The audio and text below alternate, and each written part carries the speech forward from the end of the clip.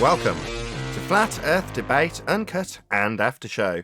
I'm your host Nathan Oakley, and if you are new to this channel, or you've not done so already, then be sure to subscribe, hit the bell notification icon and join button to keep up to date with the Flat Earth Debate.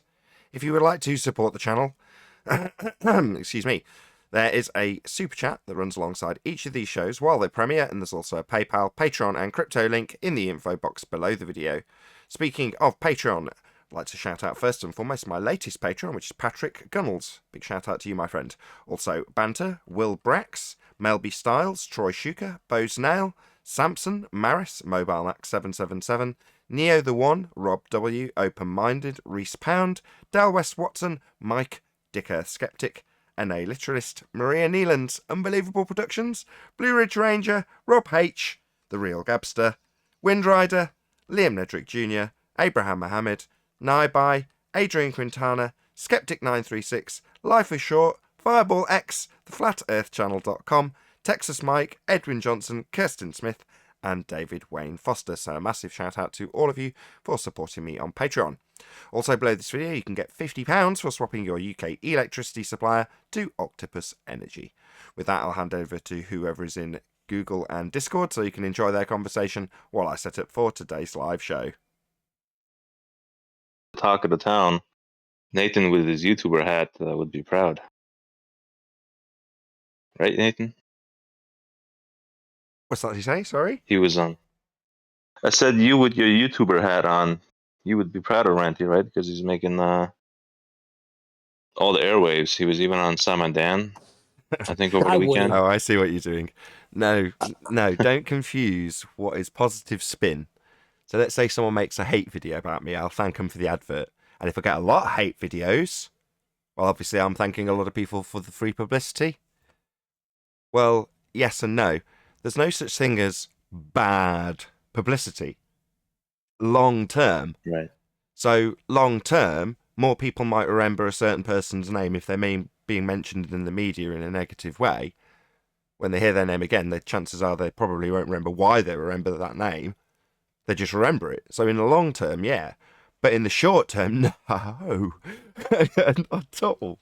You know, don't get me wrong, if there's no response and no actual rebuttal to what you're saying, and then you go and look at the hate videos as I often do and there's no substance to them, then, you know, that's meaningless. It's just chaff. But if there is some seeming substance, I'll leave a response to the negative advert, maybe have a little chuckle to myself, because the things have already been covered.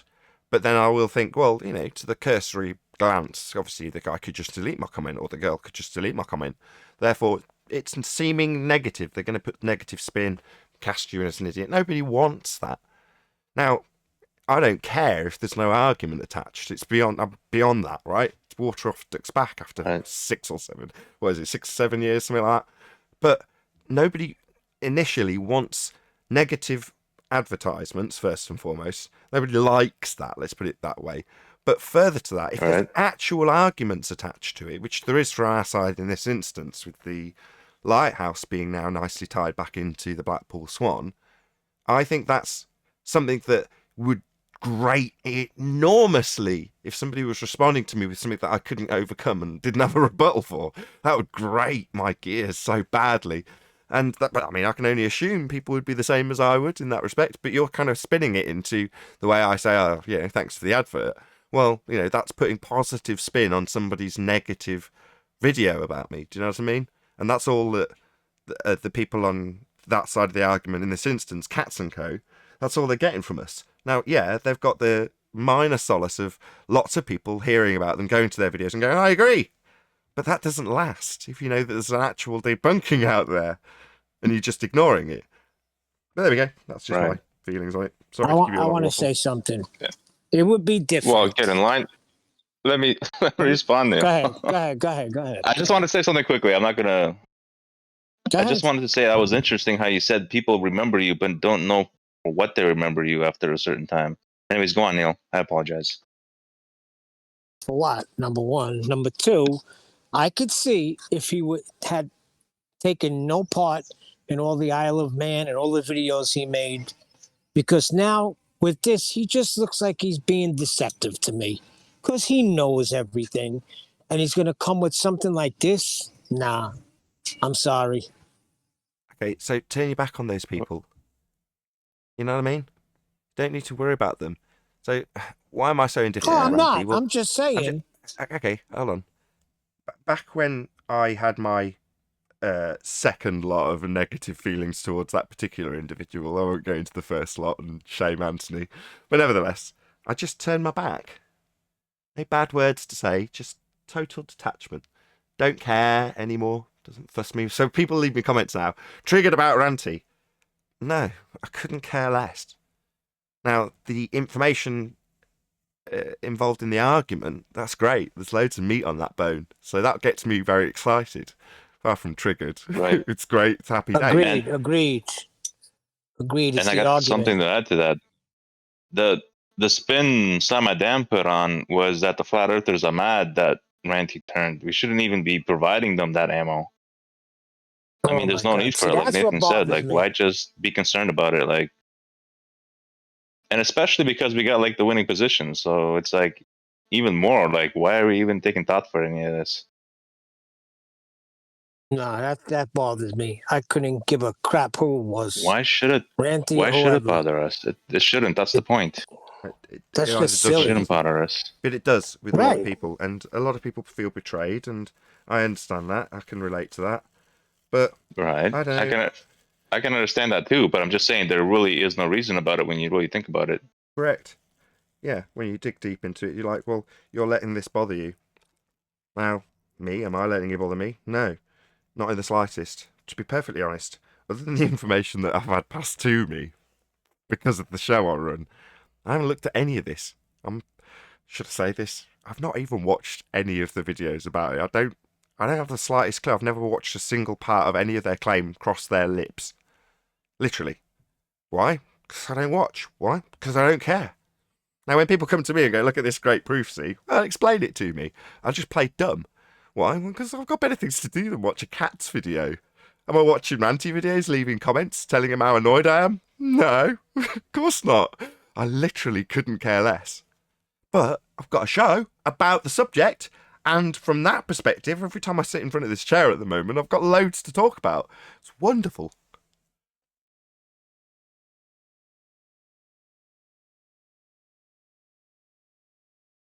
Have you checked out any of those Mike Tyson things yet, Nathan? What? What Mike Tyson thing? The hot, what is it? Hot boxing with Mike Tyson? Oh, I haven't, no. I do remember it coming up, but no, I didn't.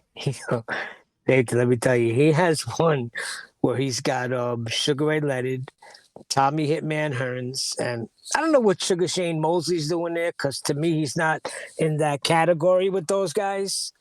But he is such an instigating, but he's funny.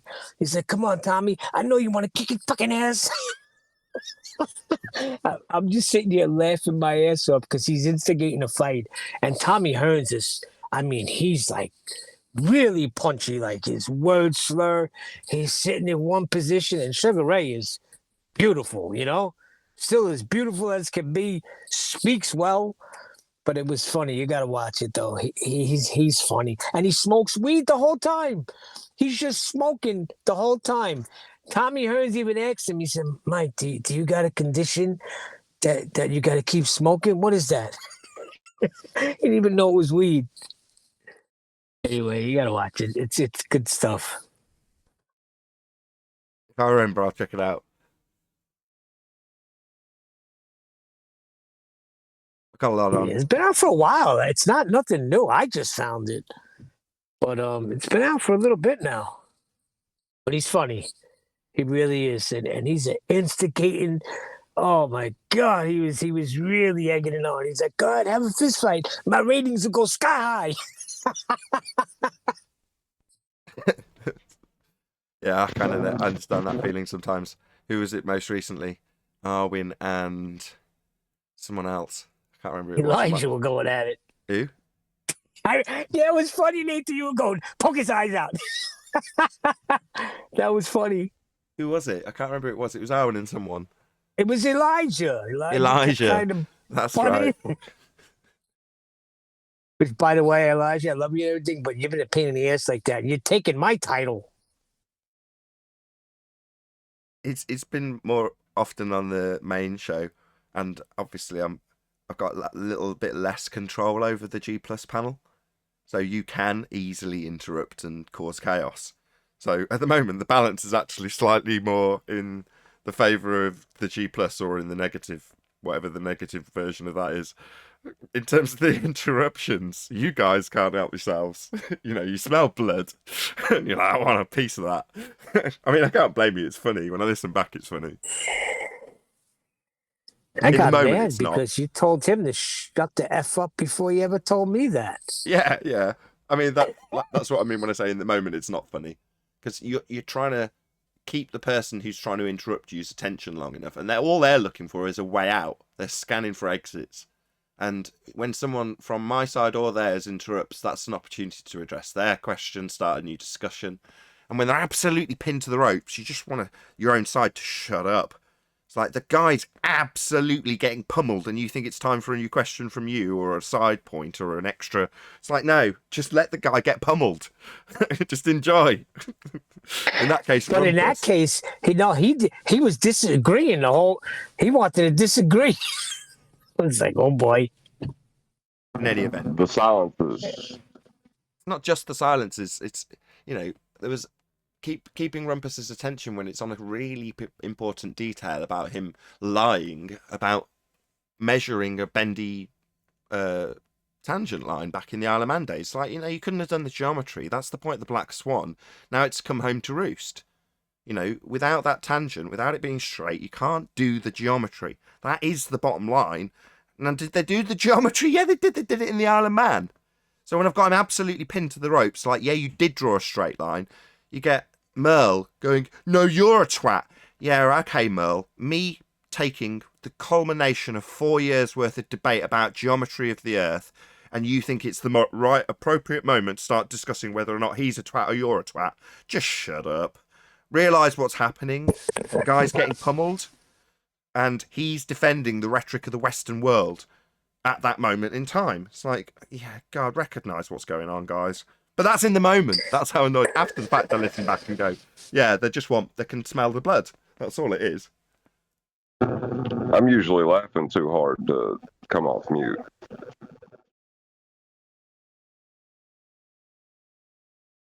mean, I get told all the time I'm too selfish. It's like, yeah, you just gotta let the other people take a chunk of the blood then, or whatever, analogy you want to associate with it. It's like, okay, fine, but sometimes that happens, and, the people who are coming here with an agenda will get their agenda through while the other person thinks for a second. Literally, that's all it is. 1 second of thought, and they've taken the opportunity to get their agenda muscled through, force the begging the question fallacy they've assumed it hasn't been addressed. Things like that just bug me. I see this as an educational channel, and people do contact me and say I'm now more in the know because of the discussions and the debates that have taken place. So if one goes through and doesn't get obliterated, and I want them all, I want every argument that comes here from the Globe side to go away absolutely smashed into pieces. Not even the slightest glimmer of somebody who's watching thinking, maybe the person arguing on the Globe side's got a bit of a point. You've got to really lie to yourself at the end of the process here to go away with that. You've got to be one of the zealots. You've got to be a zealot to come away after the pummeling that people take it. Now, that does make me selfish, although I want it pummeling, maybe. But it is my show. I was about to say that it's your show. If somebody else wants to pummel, like they need to go make their own debate show. There you go. Hey, this morning I was bored, so I went on Gem Panda. I'm not home, so I'm not sleeping well. Plus, I got my pug dog. We brought the pug dog with us. We usually leave him home, but we brought him with us. So I've been like doggy sitting. So I couldn't sleep. I go on Gem Pandas, and one of these son of a gun said to me, "Oh, you left your mom in Nathan's nest?" Oh, that pissed me off. Something like that. And I heard M. Scott Beach's voice. So I was like, "Oh, God." I can't stand that voice. This space cadet. Anyway, he left, but then I was talking to Kosho a little bit, and he was talking about how he came on your show and he doesn't. You knew, Nathan, that he had the answer. You wouldn't let him speak. I Oh, was yeah. like, Kosho, are you out of your mind? What I I did was do, there for that show. Neil, what I did do was trim out where he gets asked a direct question, and then he says, "I'm not even going to answer because you'll talk over me." Then there's a short pause. He says, "Simple answers." Then there's a 10-second pause. No speech. And then I just repeat the question to him, which in reality is projecting that he doesn't want to answer an awkward question and will talk through me while it's being asked and then cry foul. It's a very crappy trick. Yeah, 3 years Right, later, I was it's on not that going to show. work. I know. So he gets asked again, "So weather's not real then, Kosho?" Because he's telling us the observation of Blackpool's the same every day without exception. Why? Well, because Mongtrig needs it to be. That's all. Their claim, their trig that they're using for their angles to, in the end, after burning that claim as a straw man that we don't claim, say that that's how they've acquired the angles, because they couldn't do it on a sphere to make their very flimsy claim with their Mong trig. Well, that Mong trig needs no weather, straight lines, because it's acquiring angles, right?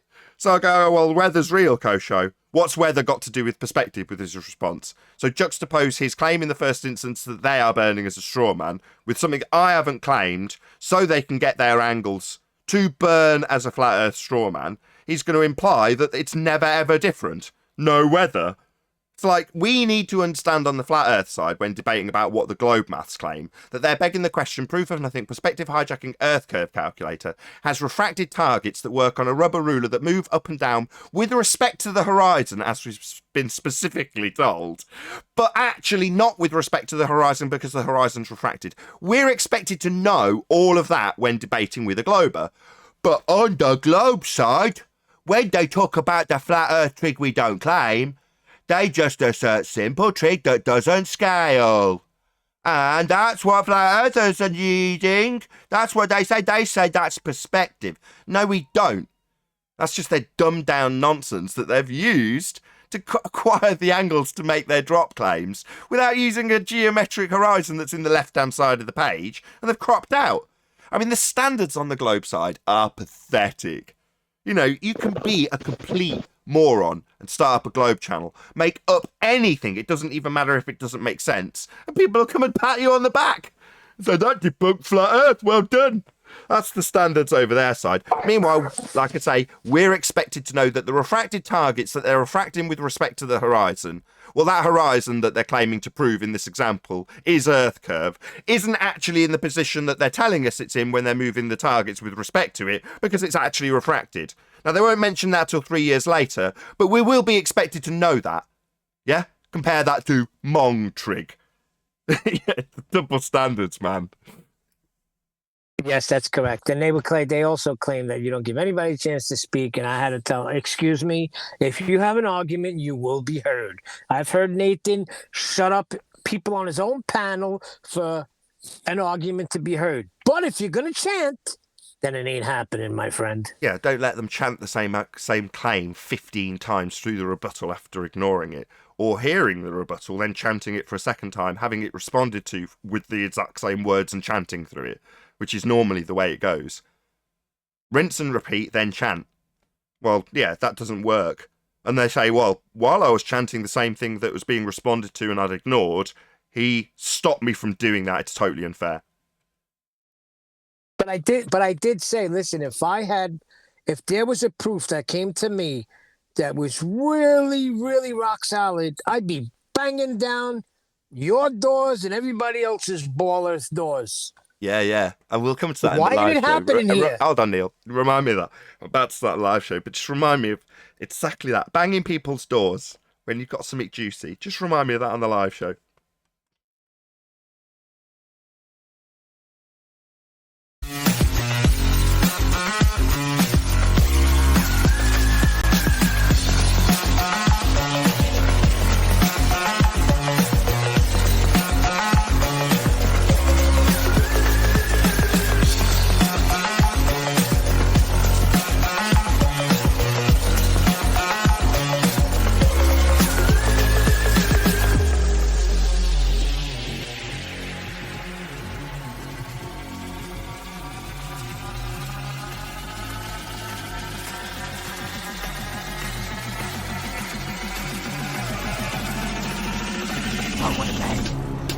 Welcome to Flat Earth Debate Live. I'm your host, Nathan Oakley, and if you are new to this channel, or you've not done so already, then be sure to subscribe, hit the bell notification icon, and join button if you'd like to become a Nathan Oakley 1980 channel member and keep up to date with the Flat Earth Debate. If you would like to support the channel, there is a super chat that runs alongside each of these shows while they are live. There's also a PayPal, Patreon, and crypto link in the info box below the video. Also below this video, you can get £50 for swapping your UK electricity supplier to Octopus Energy. Most importantly, if you'd like to join the discussion, simply mute the page you are currently watching, then click the link in the info box below this video to join the panel and express your views on the nature of Earth. If you do join, please don't swear. If you do, you'll be ejected, and if you are, please don't try to rejoin the stream using stock accounts. You'll be warmly welcomed back on the next stream. Please also share the show on social media. Sharing the show obviously increases the live audience, but this in turn increases the chances of a more diverse panel. So please share the show on Facebook and Twitter. One last time, if you're new to the channel or you've not done so already, then be sure to subscribe, hit the bell notification icon and join button to keep up to date with the Flat Earth Debate. Now, we are joined by Neil, father of a stolen child, and a whole bunch of people in Discord. So welcome one and all. Hello, hello, hello. Hello. Hello, hello. Hey, good afternoon. Good to have you all. So quiet. So many people in Discord, yet so quiet from G+. Let's just stick the Discord panel up so the audience can see just how ramma jamma ding dong it is in there at the moment. Hello, everyone in Discord. Lively bunch that you're not. What's up? Hello, good I guess. afternoon. Oh, Yeah, we are on a live show. That's correct. Debating the nature of reality. It's exciting stuff. I can see you're all keen. It's just us guys in G+, clearly. Any evidence of a physical geometric sphere edge horizon, formerly known as Earth curvature?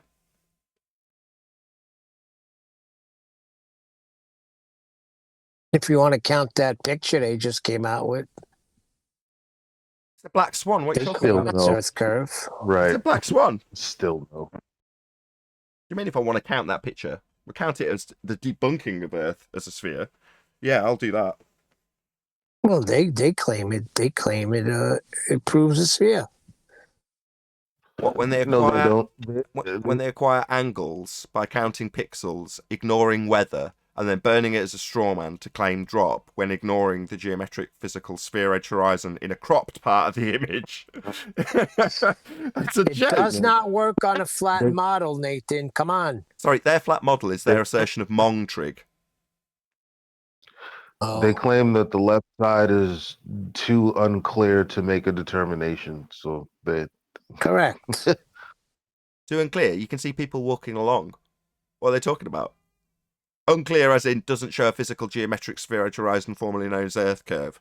It doesn't comport with their geometry. It debunks the Earth of a sphere, therefore I can't quite see it. yeah. Talk about sticking your head in the sand. Well, I mean, think remember what they're when they trying. couldn't quite see the horizon either for the first black swan? I'm not sure. Is it? Make up your minds. It's a hard Sometimes one. they want to insert horizons into positions that don't exist, and other times they can't quite see it. I mean, make up your minds, lads. I thought this was Earth curve. Any That's evidence? the funny thing. Any evidence of axial rotation of the Earth-based variety? Oh yeah, Coriolis effect proves that the Earth is spinning. Then things would be drifting away. I'd love. Yeah, that's what a ring laser gyro demonstrates. The ring laser gyro is asserted to be drifting at 15 degrees an hour, so it spins optically, and apparently you notice that it's drifting. Well, obviously, as a gyro is intended to rotate in fixed space, not drift, you're seeing the cage drift around the fixed frame of the gyro because it's claimed Earth's turning beneath the fixed frame of the gyro. So it's a second non-inertial turning reference frame turning beneath the fixed frame of the gyro at 15 degrees an hour. That's the claim. But that means that Earth's a non-inertial turning reference frame turning beneath an inertial reference frame. Well, that would mean that a hot air balloon would drift away at 15 degrees an hour as we turn beneath it. That doesn't happen. No drift. That's correct. That's correct, but the conservation of angular velocity would It's not Coriolis. allow objects. That's not Coriolis. Hello, guys. But that Hey, flies in What the about face. the Small sun? They panel. claim this. Hey, They Adam. claim the sun setting is a proof of axial rotation, don't they? Well, that's the same as the gyro. That's an assertion that we are watching the sun seem to move, not because it's moving, but because we're turning beneath it. That's the same exact claim. That is Coriolis in terms of an assertion, a claim that we're turning beneath stuff. Yeah? On a non-inertial turning reference frame, turning beneath the sun, see it move 15 degrees an hour, drifting. Same is claimed to happen with the gyro. So we turn beneath the fixed frame of the gyro as it spins, and we observe a not actual drift of the gyro, because gyros don't drift, but the cage drifting around the gyro because it's attached to Earth turning beneath the fixed frame. Well, that's also 15 degrees an hour drift. Now, in response, as much as we've taken a segue with Neil, John's saying, well, no, conservation of what now? Angular velocity or angular momentum. Number one, that's not Coriolis, though. So if you're saying it retains the angular momentum, you're saying the gyro retains the angular momentum of Earth turning beneath it, therefore it's not drifting then. Oh no, the gyro is fixed in space. Things on Earth retain the angular velocity. But you're noticing something seem to drift in the inertial reference frame. Again, that makes no sense because that's not Coriolis. You don't understand. Hold on, Neil. We're getting there. We're seeing how well he can segue because he's got a proof that needs debunking that he's given me to debunk on his behalf, and he's now playing the devil's advocate again. But we haven't got a strong enough segue, which is my first point as much as I gave you props. How'd you get there at this point, John? With it, not blowing me a trumpet, but how'd you get there? When I shut you down and say the claim's 15 degrees an hour drift, you say, although you don't say, and neither do they, well, no, we won't see drift because of conservation of angular momentum. That's what you're actually saying, correct? We won't see drift because it's conserving the momentum of the claim to be non-inertial turning reference frame. So it's not turning beneath it, it's conserving the momentum. That's not drift, not Coriolis, not drifting apart at 15 degrees an hour anymore. And when I pointed that out, you're like, well, no, the gyro does drift. Well, then it's not conserving the angular momentum of the reference frame turning beneath it then. Well, the space is a reference frame, and then Earth is a reference frame, and Earth and its atmosphere are two different reference frames. Yeah, that's the claim. Coriolis effect, non-inertial turning reference frame. That's you on a roundabout for the sake of argument. That's your non-inertial spinning reference frame. And then whatever's not on that reference frame turning is in the inertial reference frame. Inertial because you'll see it seem to drift. Right. So the Earth and atmosphere is the non-inertial, and space is the inertial. Well, then gyros won't drift. Well, they keep rigidity in space. So you're saying they're not part of the Earth and atmosphere system because it's a gyro, it's in space? No, when you say in fixed space, meaning rotating in fixed space, not out in space in a different reference frame, that's nonsense. Wait, can you repeat that again? Well, That was the good, gyro's though. over. Oh no, that was good. Are you making notes, Globeheads? This is next Globehead who was very good at arguing it. Are you saying that I got an echo? He's saying when I say But, fixed space for the gyro to spin in, he's saying that's the inertial reference frame now juxtaposed with space as a second reference frame and Earth and atmosphere spinning together as one. That's what he's saying. So then how did Felix Baumgartner end up east of his location? Don't worry about that. That works with his claim. Don't ask that. That works with his claim. That works to his advantage. You're doing well, John. You still haven't. Does it? How? Hold on, Eli. He's done well on 2 counts. He's segued away from my how does this relate to conservation of angular momentum, and has decided to answer a question I haven't asked, which is about juxtaposition of reference frames. Very clever, good obfuscation. You've also got me arguing with you on it, which is also 3 points to you, John. Very good so far.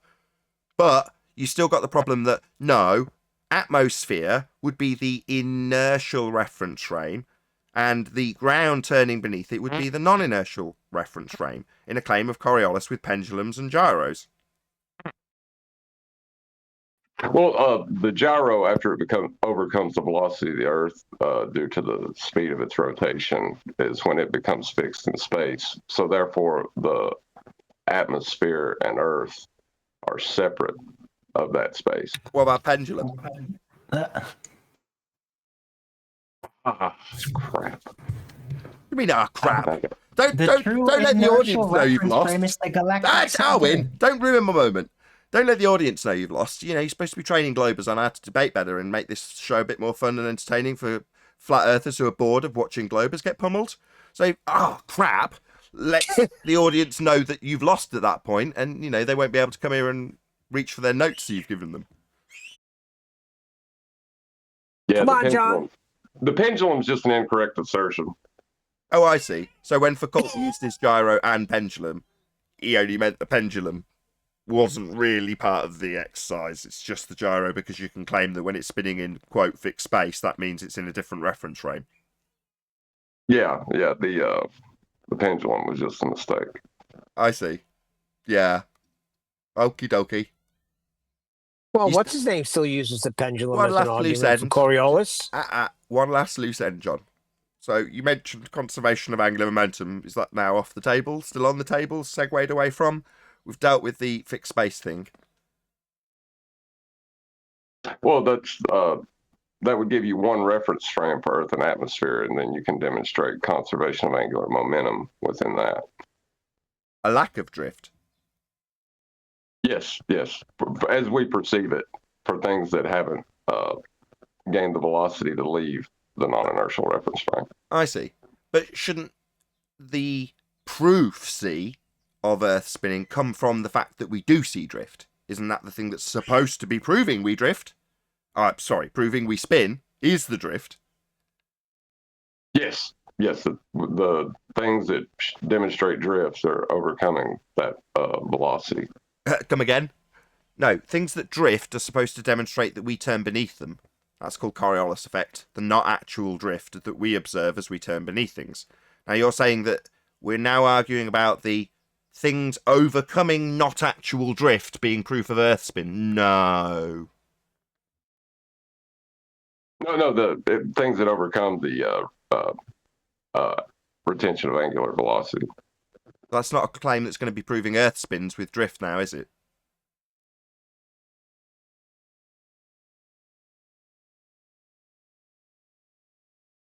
A long pause is definitely... No. A long pause is better than a no crap.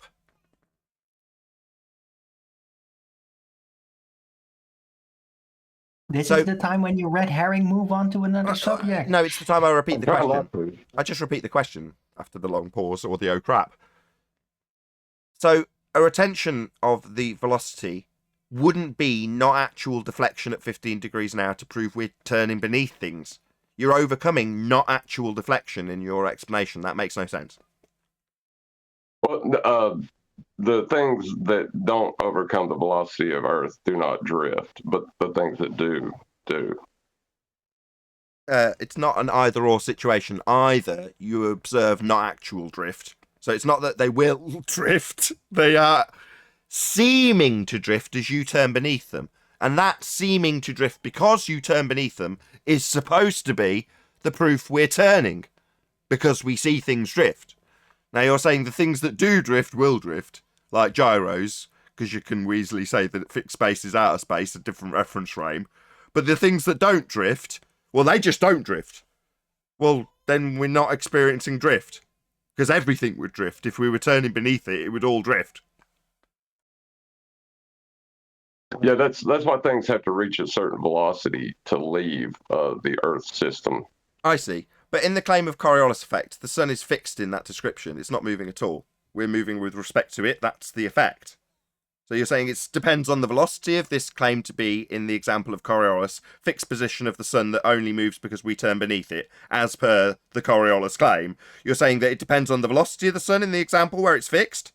That makes no sense either. No, only things within the Earth system have to overcome that velocity. No, the sun is claimed to be an example of Coriolis drift at 15 degrees an hour, so that's not true either.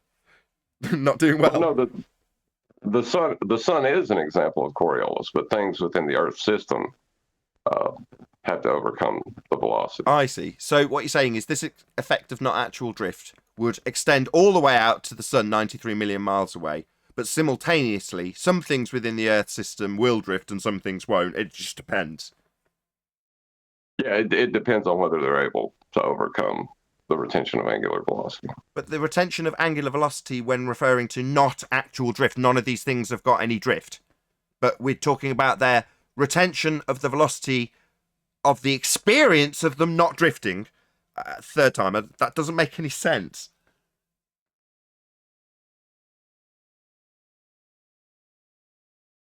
What are they retaining? If we're talking about drift, which is not actual. They're staying in line with the system that they're in. Not drifting. So not proving Earth spins. Should we put a line under this? Anybody else, feel free to jump in at this point. We've gone around the same circle 3 times.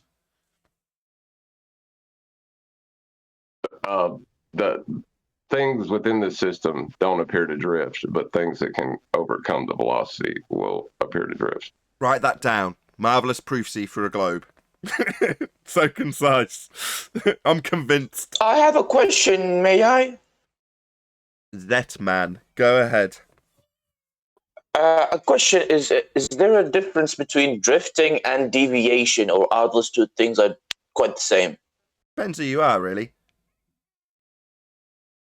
Okay, like in the case of Coriolis effect, I hear people say things are deviate, and things I've heard some people say it's deflecting.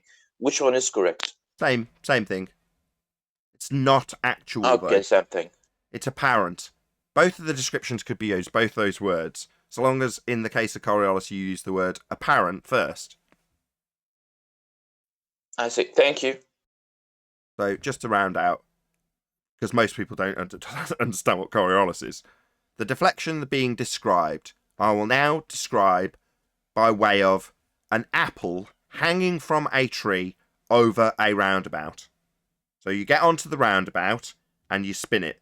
So you are now spinning and the tree branch hangs over the top of the roundabout.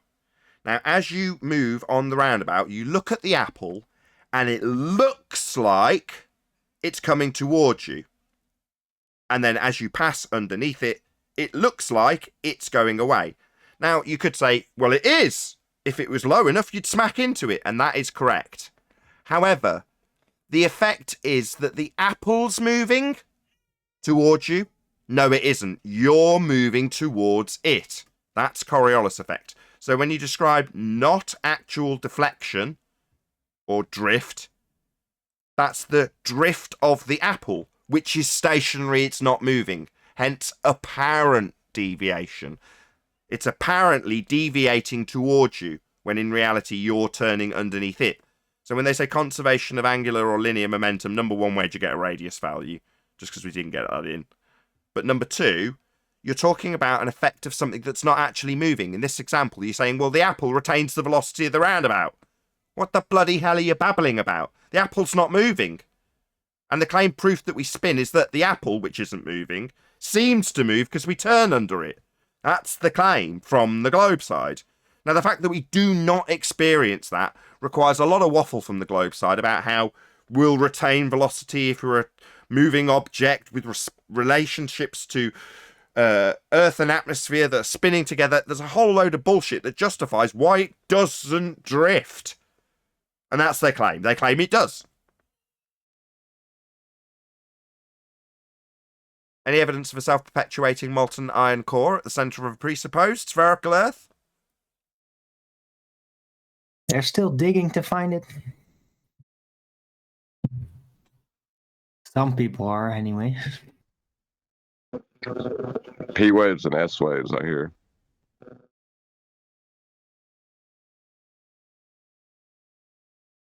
We're going to cover that. P waves and S waves.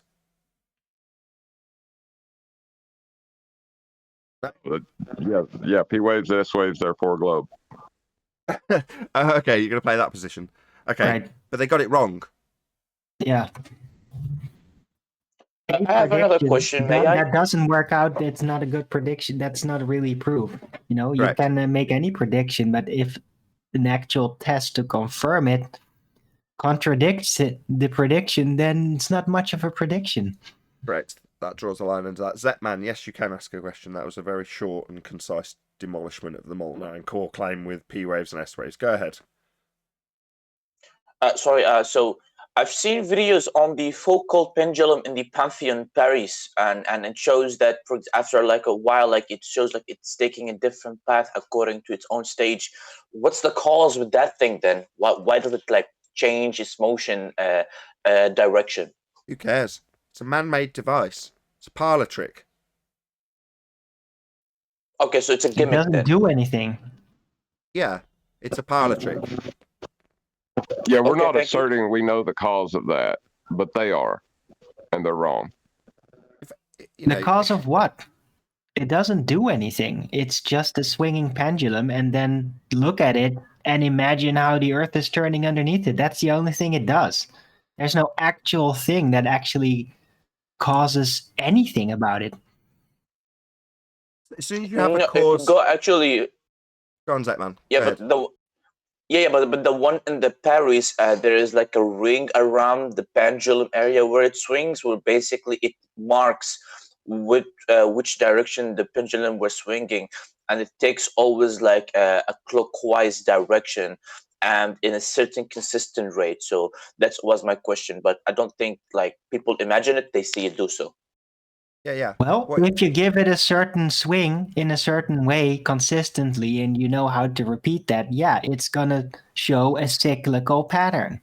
Who So cares? yeah, whatever approach angle of the swing you're gonna give it, it's gonna just cyclically gonna continue that. So Let's just draw a line into this. how does that prove the Earth's spinning? Yeah, it's a man-made phenomena. So if you're going to claim that there's a phenomena to study, then you're talking about a man-made one. It's been made by man and set in motion by man, and whatever it's doing is caused by that.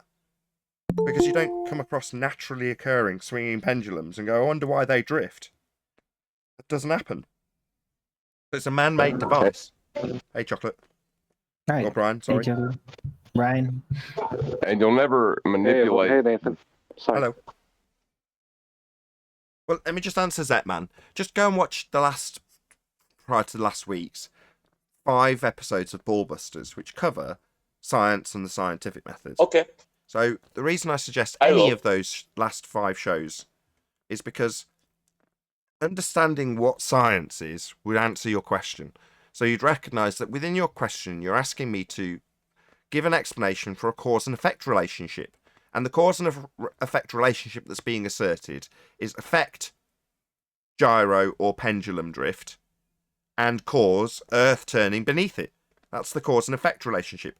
Well, in science, you're not looking at man-made devices and trying to fathom them as naturally occurring phenomena. You see something occurring in nature and say, I wonder what causes that. Now, when you get to that stage in scientific terms with the pendulum, you go, well, a man made it. This is not a naturally occurring phenomena.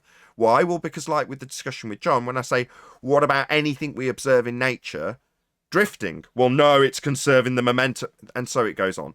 So we're not naturally observing drift in nature, but they assert drift occurs in nature. Here it occurs in this pendulum. So it's a bait and switch between a man-made parlor trick and a claim of a natural phenomena that doesn't happen. So the way to debunk a claim of Earth turn, which comes along with an assertion of Coriolis, is to get them to show you the phenomena, not the man-made parlor trick. So, okay, the parlor trick has the effect Earth turn underneath it. That's what they're saying. Drift is the effect. Cause Earth turning beneath it. So that's your cause and effect relationship. Show me that in nature. I've done that dozens of times with fundies. Show me it happen in nature. And all they'll do is justify why it doesn't happen. Just like John did. Yeah, Can I give him some information on what he's asking, Nathan? If you don't mind. Sure. Is it Zepman? Is that, I don't know. I can't see Discord. What Nathan is saying is 100% correct.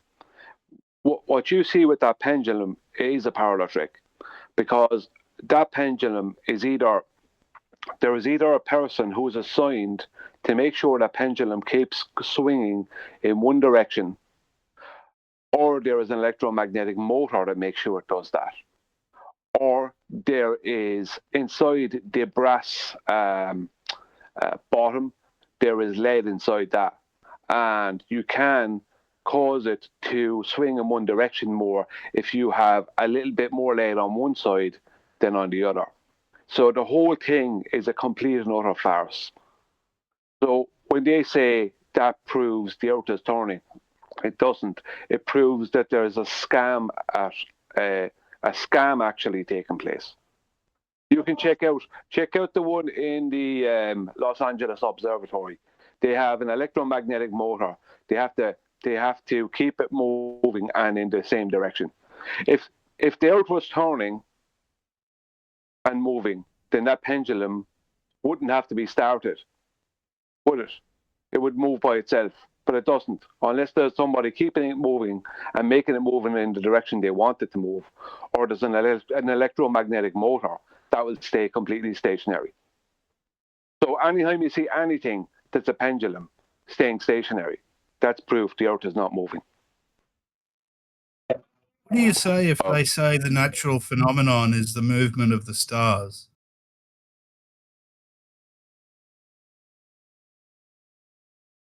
Are you talking to Nathan or me? well, their causal relationship, they will never be able to manipulate their presupposition. So it's just like saying fairy farts. I mean, it's another avenue. It's worth knowing the parlour trick and how it's performed, and it's worth knowing what Brian's told you. He is correct, and it is a parlour trick. But it's also useful because you can tie them to their claim. When you point out their claim doesn't actually happen, and you give them an example of when it doesn't and where it doesn't happen and how it doesn't happen, and their response is to defend why it doesn't happen, then you're into an argument that goes nowhere and makes no sense to an audience. Did it for years. Very frustrating. So, the way to combat that is to tie them to their claim in the first instance. What is their claim? Their claim is Earth is a non-inertial spinning reference frame, and we have an inertial reference frame for us to observe things drifting in. It doesn't matter if it's snipers, or footballs, or the gyro, or the pendulum, it doesn't matter. But there's going to be, at some stage, an official globe rhetoric about Coriolis effect and how it's exampled. As soon as you've got them to accept what they actually claim, Earth turns beneath stuff, then you can show them why it doesn't, where it doesn't, how it doesn't. And when they say, well, it's conserving momentum, you can do what I did with John. That's not drift. So we're not proving Earth spins anymore then. Because that's how you're supposed to prove we spin. Drift at 15 degrees an hour. And if you haven't got it, you haven't got it. But, like I say, they'll just say why they haven't got it. Rather than proving they're spinning, they'll defend why they can't prove they're spinning. And you'll get into an argument thinking it's going somewhere. And when you win proving why they're not having drift that you should be having to prove it spins, you'll think you've got a victory when nobody understands where the hell that road's actually led. Because you're not disproving spin anymore.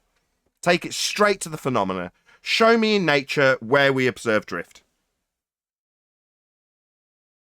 And their red herring is tied to a calculation that they don't have a radial measurement for. So, yeah, their nonsensical response to defend why they don't see the very drift that's supposed to prove we spin comes with a problem because they haven't got a radius value to assert their radians.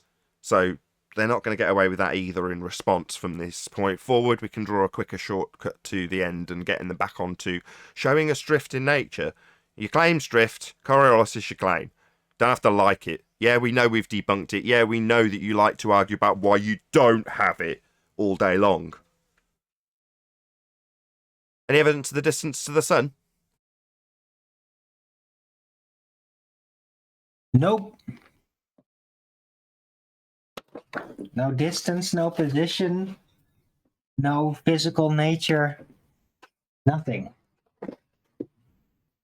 Nobody knows what it is. Nobody knows what the sun is. We just know that it seems to come from a specific angle in relation to the observer's position, and energy in the form of light is being absorbed at ground level by matter, and that's the extent of the data available. There's a lot of people that want to assume they know what it is. Well, they're told, as I found out from my eldest daughter when she told me what the Earth was and what the sun was. I was like, how do you know? Well, they told me at nursery.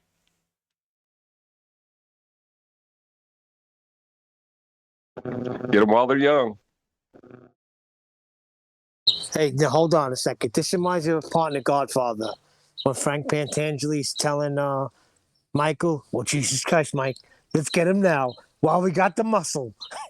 Nathan, get it now while we got the muscle. Don't let him fall for this. Well, I was going to say that according to the Globers, I can look at it and use spectroscopy to tell you what it is. Come on now, folks. Don't you know this? But even if you would know what it is, you still wouldn't have any proof of where it is. Speaking of spectroscopy, one of the people that I mentioned last week that got in touch with me personally and said, really enjoy your globe smashing that you're giving at the moment. Dr. John D was one of them. And Red Pill, actually. Red Pill even sent me money. He was like, here's money, I'm really enjoying this. I was like, well, Did you see the video that John D put up? He said, I don't know if this will help with the argument with the picture, but he put up some video. You need to watch it. It's pretty good. I didn't. I saw him saying it and I kept meaning to. You got to watch that, Nathan. It's got 2 buttons. I mean, they show you buttons on the floor. How high could buttons be? An eighth of an inch? But when you open the door, the back, the one behind disappears. Oh, wow. Okay. Yeah, I'll have to You check got that to check out his video. I can't explain it, No, I'll have to check it out. but it's like really wild. So we're discussing a video that's been shared with us by Dr. John D, who studied spectroscopy and essentially pulled apart how, under controlled circumstances, you can study the behaviour of light that is emanating from things.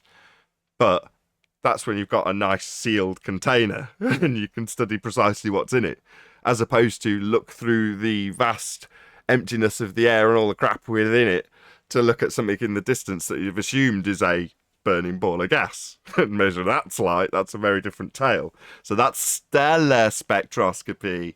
Very different. So for them, I have a question. So they say they look up and say, well, the sun is made out of hydrogen and helium. But in our atmosphere at the higher levels, there's a stuff called hydrogen and helium. Just wondering, am I missing something on that description or that thing? Yeah, they just made it up. Go ahead, that man. I was going to say that. Yeah, I don't know. Hold on one sec. Go ahead, John.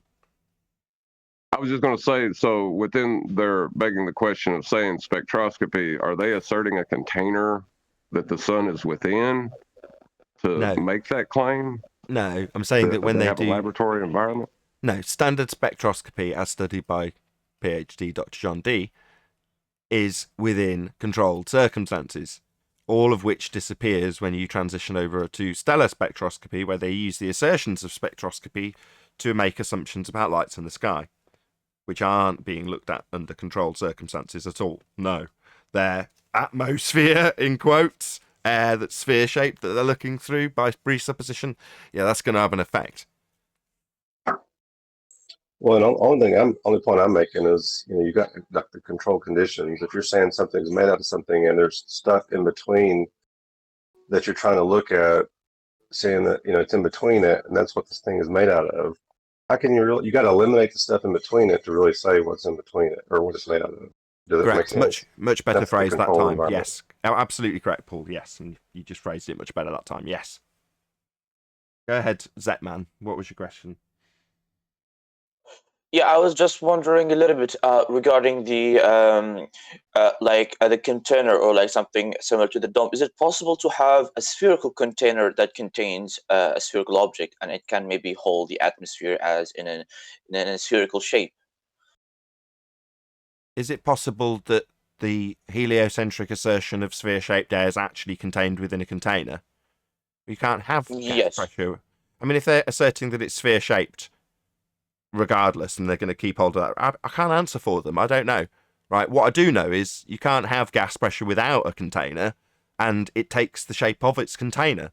So you're saying, if in violation of their claim in the first instance that there's just a space above our heads called the sky vacuum out of space, that actually there's a giant glass bowl around it so that it remains sphere-shaped. Well, I don't think you'll find a fundy that'll claim that, because that's not part of the heliocentric rhetoric. But you definitely require containment. And if you're going to say it's a sphere of gas, then it's going to be a sphere container full of gas. That's correct. I just said that the other day. That's not their rhetoric. Their rhetoric is you can travel out to the moon. They claim to have walked on it. Well, that's not because they've travelled through a glass dome that they're claiming. They're not. They're just claiming, in violation of the second law of thermodynamics, that gas seems to hang around, doesn't fill the space it's got available. It's just nonsense. We'd all be dead. I mean, is it possible? Yeah, it's ever Is it possible expanding. Sorry, hold on, Neil. Yeah. Go ahead.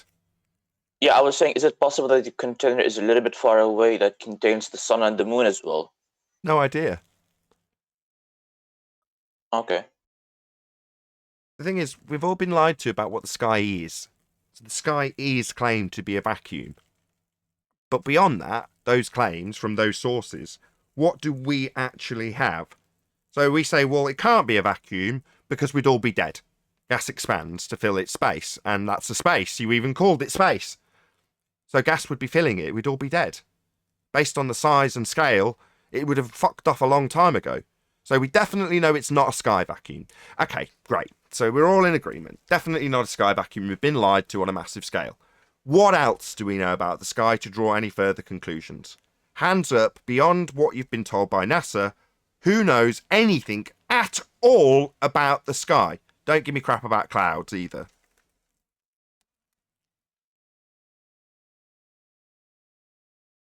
So, precisely dick then, none of us know a damn thing about it. Yeah, that's right. So when somebody's making a positive assertion, has it pulled apart, what you do in defence, if you've got a plan in mind, is challenge your opponent who's challenging your nonsensical claim of a sky vacuum to prove a dome. I've not claimed a dome. I've got a clue what the sky is. I don't know. You've just been lying to us the whole time. Prove a dome. What do you mean prove a dome? The sky's not a vacuum. Well, then if you say it's got to be contained, prove the container. I haven't said there is a container. I've said I don't know. I just know it's not a vacuum because we'd all be dead.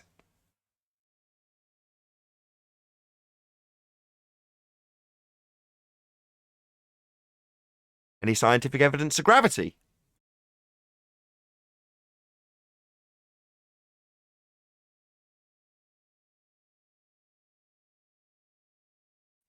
Yeah, and how do you like respond to this gravity claims when they say Cavendish proved gravity and so on? How do you deal with it? Cavendish asserted that mass attracts mass, along with CV Boys and Reverend John Michel, with their parlour trick called the quote Cavendish experiment. Well, number one, that assertion is 106 years out of date and has been superseded by Einsteinian gravity, which is not mass attracting mass. So number one, that's 106 years out of date. Number two, if you're going to claim that mass attracts mass, well, helium has got mass. Does helium attract helium? Does it attract the centre of the Earth with a vast amount of mass? No, it does not. That's steam. Does steam make its way to the mass of the centre of the Earth because of the enormity of that mass? No. Does steam attract itself? No. Bounces off with elastic collisions. So it's got mass, but it's not attracting itself. It's not attracting mass, or the mass of Earth. So mass doesn't attract mass. It's nonsense, and very, very, very out of date to assert such nonsense.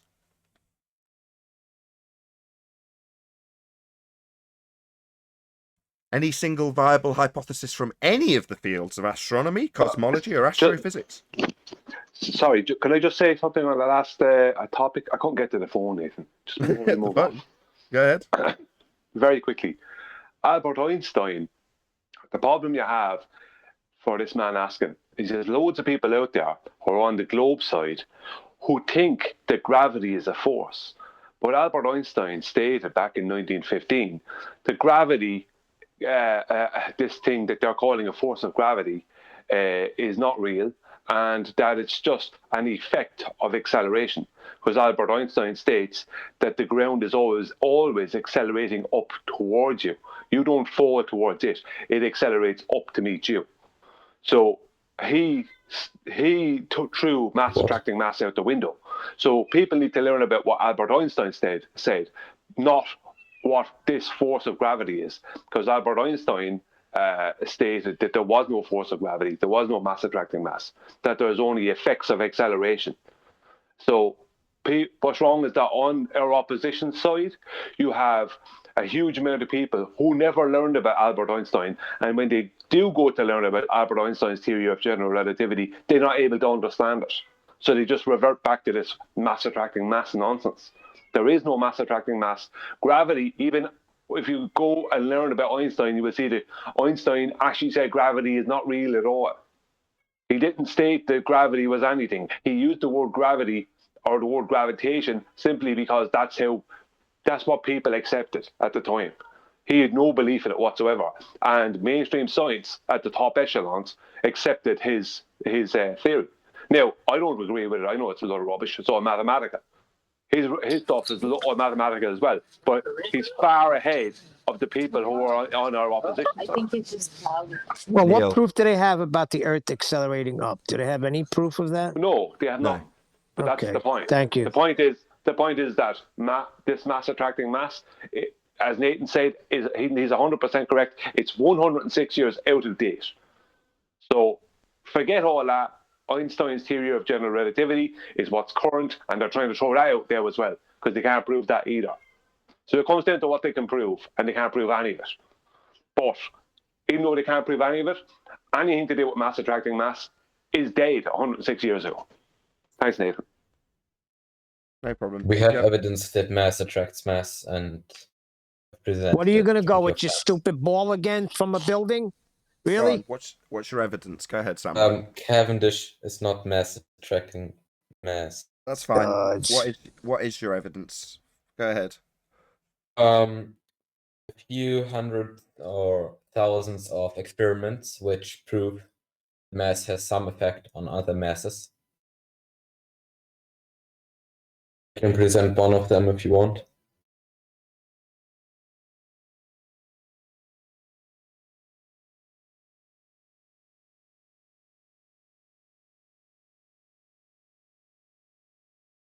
This is exactly what I was talking about to that other guy who was asking the question. I was just going to say that. Wait for Sam. This guy's Samurai. Yeah, well, go ahead. Obviously. Didn't I answer? Should I present it? You asked for Hundreds of permission to thousands, present- you said. Guys on G+. Please. This is one of those times. Yeah, I can. You've said, can I present? Then I've said yes. I didn't get You've an said- answer. Now you're interrupting. I was waiting. There was a long pause. Now you can shut up. You've said there's thousands of experiments. Okay? Now you're saying, do you want me to present it? This is like pulling teeth. If you've got something, present it. Don't say you've got it, tease us with it, and then ask us to beg you for it. Just sod off if you haven't got anything. So far, presented 0. Wrong. I posted something in chat. Or is that another tease, or are you going to present it? I posted it in chat. Excellent. Live stream. Thank you. What is it? It's the Hust experiment. It has been conducted multiple times. Excellent. And basic. What's the dependent variable being studied, please? The dependent variable would be the swing period of the pendulum. A pendulum's not a natural phenomena. Yeah, they are. But why does it matter? First of all. That's what natural science is interested in. We can use a pendulum for experiments. Are you aware of that? What's the natural phenomena being studied? Something occurring in nature. You're saying that we are experiencing pendulums in nature? Where's this experienced? First of all, pendulums exist in nature. For example, take a spider web, and there's something hanging down of that spider web, and it's swinging around. That's a pendulum. There you have it. I see. And that guy's in it's true. How isn't it? Sorry. So you're saying you're trying to figure out the cause of spider swing, correct? No, pendulums. The independent variable would be the position of the masses. Why you moving on? Dependent variable. We're trying to figure out the cause of an effect. And so far, you've told me that the effect we're observing in nature is spiders swinging. So what's that got to do with mass attracting mass? Spiders swinging? If you could present the experiment, I will tell you. You haven't told me what the natural phenomenon has got to do with mass attracting mass. You've told me that we're studying the effect of spiders swinging. That's what you've told me so far. No, I haven't told you that. So the experiment is that there's a pendulum swinging. I will explain how it is mass attracting mass. Stop. You're ignoring me. You've just said, I've got an experiment to prove mass attracts mass. Now, I've asked you for what the phenomena is. Now, I expect, other than when dealing with complete idiots, when suggesting that you've got an experiment to prove that you tell me the phenomena's mass attracting mass. Yeah? Not a pendulum, and definitely not a spider swinging. So, what you're going to now do is juxtapose mass attracting mass into this phenomena of spider swinging, and tell me all about an experiment that doesn't have mass as attracting mass as the bloody phenomena in the first instance. So, no. So, we are not interested in studying the cause of pendulum swing or the cause of spider swing. So, don't now babble on about your experiment. I couldn't give a crap. You're supposed to be proving mass attracts mass, you stupid, batshit, insane, fundy fuckwit who's now interrupting me. You are not proving that as your phenomena. You've given us the phenomena, and it's not the phenomena you're here to prove. You stupid idiot. My experiment. You still think you're going to talk through my absolute annihilation of the fact that you're claiming mass attracts mass when I claim IV spider swinging, so not mass attracting mass. You think you're going to babble through me and ask to talk about the non-experiment? You stupid, insane idiot. If you stop interrupting... For fuck's... Who's doing that? Sam, your phenomena wasn't massive. Sorry, all you're going to do is ignore what I've just said to you and start trying to explain an experiment what you and cry foul. asked me, and you're talking over me while I'm trying to answer. There wasn't a question. There wasn't a question. You're going to listen to me? I'm pretty sure I did not ask a question. I made a statement of fact that you have ignored. I'm not asking you anything. I'm telling you. You not get it? Then you start talking through me and ignoring me. Me telling you. Yeah? Your claim is mass attracts mass. I say, what's the DV? You say pendulum swing. Immediately, that is not what you're supposed to be proving. So you failed. But what, you want to answer me? I'm not asking. I'm telling you. That you've already failed because you've given me a dependent variable. Why are you talking through me? Who's doing that?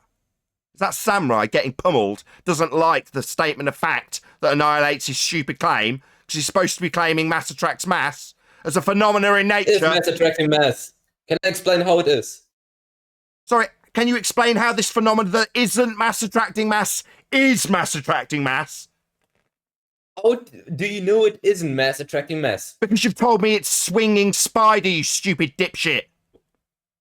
You don't know it, correct. You've just told me it's swinging spider. I can listen, comprehend that when you're saying I've got an experiment that proves mass attracting mass, and then you say I'm studying pendulum swinging, I know they are different things. Does the pendulum have mass, yes or no? Does it? Sorry, you're going to start taking me a logical inference journey? Yeah, this isn't the phenomena you're studying. You're now taking me down a journey of logic rather than an experiment. We know you can't... Oh, God damn it. So start cursing when you can't get away with talking through my pummeling. Okay, Nathan. So, I'm going to present my experiment now. No! I've pummeled your experiment. The phenomena isn't mass attracting mass. It's a pendulum swinging.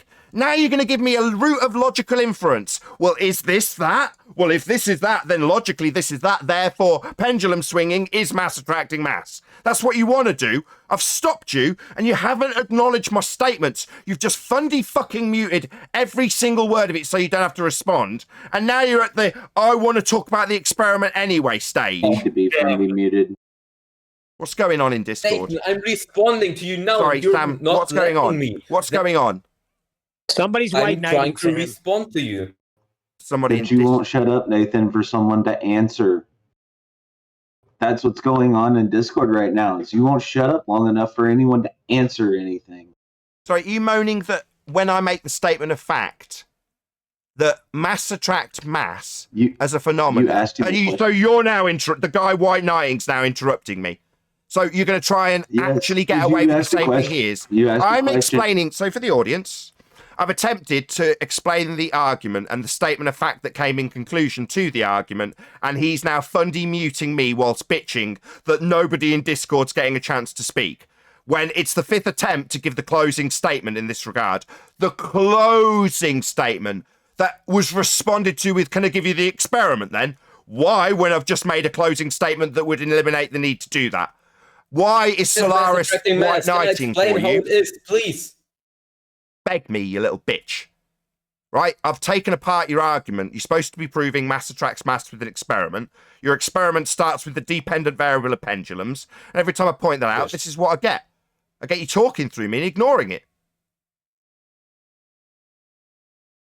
I haven't even presented it completely, and you're telling it. Whoa. What? Ripping it to shreds before you've crossed the first hurdle? That's what I do, Sam. As soon as you say, I can prove mass attracts mass, all right, well, that's an effect we'd like to see in nature. And then you say, I'm going to show you a fucking pendulum. That's the end of your argument, you stupid clown. No, let me finish. Why? You have finished. I finished you by pointing out that if you're going to claim the effect of mass attracting mass, you better damn well show me mass attracting mass, not a pendulum. Mass attracting mass. So you're ignoring me and fundy muting me? Yo, White Knight, it seems he's not listening to me and fundy muting me. What gives? Anybody from the globe side want a White Knight on my behalf? Because he's not listening. 7 times I've told you. Your claim in the first instance is a phenomena that you are not using in your quasi-experiment. 8 times. Let me explain how I'm using it. I'm using it. Oh my god. How are you using it? What? The phenomena isn't the phenomena you said you were proving with an experiment. When are you going to acknowledge it? It's 9 times. Is it a rhetorical question again? You asked me a question. Yeah, when are you going to acknowledge that you saying you've got an effect? What's that effect, you say? Well, the effect of mass attracting mass. Really, that's an interesting effect that nobody ever sees. Oh, we do. I've got an experiment. Really? What's the effect in your experiment? Well, it's a fucking pendulum. Well, maybe I'm slow, but that's not the effect you were talking about only 2 minutes ago. And as I say this, I watch the Discord line bounce up and down as he tries to stop this reaching both himself and an audience. You've got a gate, you stupid shit. While I'm in the middle of a sentence, do you think you're going to get to fundy mute me? A sentence. You see? He's talking through the middle of me and thinks he's going to moan about how he's getting muted now. 10 times I've given the rendition of my explanation. That if you're going to claim an effect and then completely change the effect for something totally different, I'm going to say you've done that, and I'm not going to let you explain the experiment anyway. Samurai, I'd like to hear your explanation, Samurai, Solaris, since he doesn't want to Solaris, listen to what it, are I'll you doing? listen to it. What are you doing? I'm actually trying to... You're getting out of my show because what you're doing is just white knighting for Samurai so he doesn't have to listen to 11 renditions that the effect of mass attracting mass isn't the effect when I asked you for a dependent variable. What's a dependent variable, ladies and gentlemen? It's the effect, not what you gave, Sam. It's 11 renditions without White Knight assistance. Maybe Samurai wants to hear the experiment anyway, and you need a little assistance being told that you can tell him anyway. Because on the globe side, he needs convincing and his affirmation bias fulfilling. And me stopping at the first hurdle's totally unreasonable. Maybe bleat about every time I give you this 11 renditions of the same exact explanation, how it's unfair that you don't get to talk through that so you don't have to hear it. Maybe bleat about that for me, Sam. You may speak.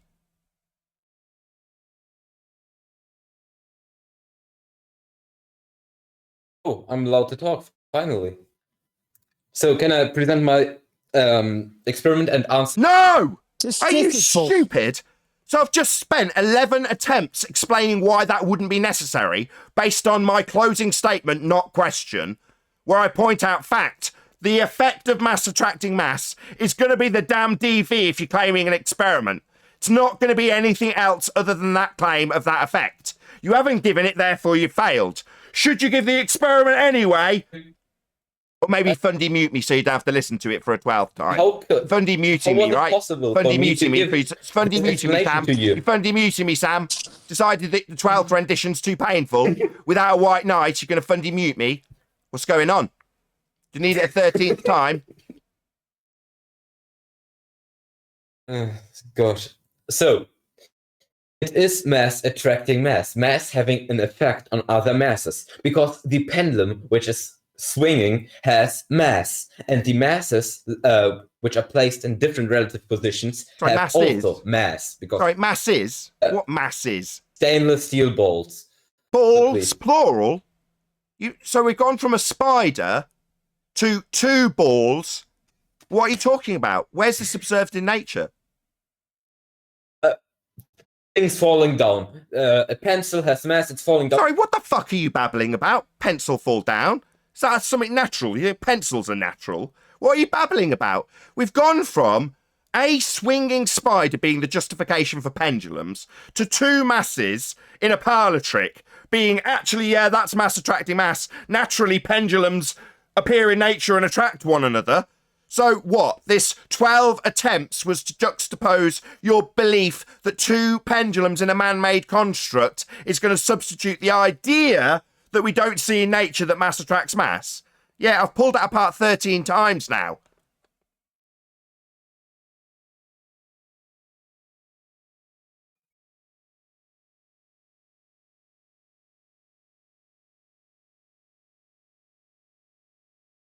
Well, what's so confusing about this, Sam? Rams.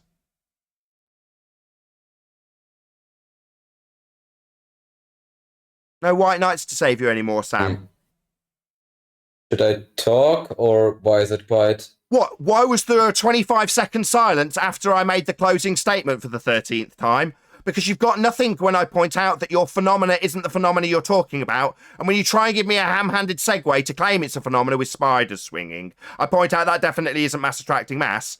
And then when you actually get the mic to detail the non-experiment with your balls that are replacements for spiders that are attracting one another in nature as they swing towards each other, this horse shit is actually the effect of mass attracting mass, which we never observe. Yeah, I pointed all that out, and then there was a 25-second silence. And even my own side found it painful and had to talk, Sam. So yes, you don't have a natural phenomena, Sam.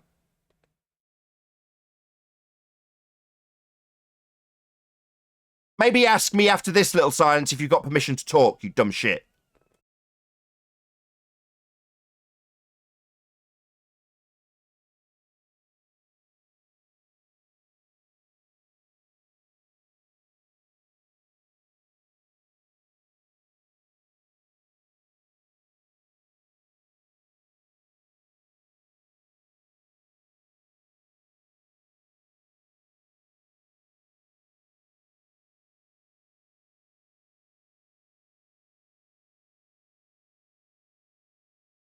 Science is hard. Just wait on Sam. He's all keen to talk when I'm talking. Meanwhile, we're going to get as long a dead air as he needs to explain how he's juxtaposed mass attracting mass that doesn't occur in nature with pendulums that are actually spiders swinging towards each other.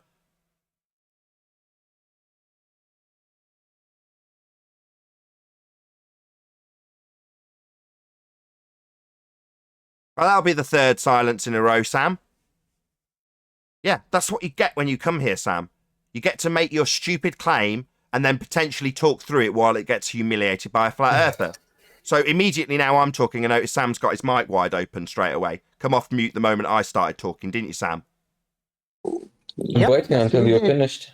Maybe I can talk then. And maybe you can talk while I'm bloody talking. Maybe come off mute while I'm in the middle of a sentence. Maybe claim that I'm doing that to you when there's been 3 long silences after my 14th closing statement that pulled apart your nonsense. Yeah, maybe open your mic in the middle of that statement rather than during the 25 seconds of total silence when the point is put to you. Maybe talk now, Sam, while I'm telling you that.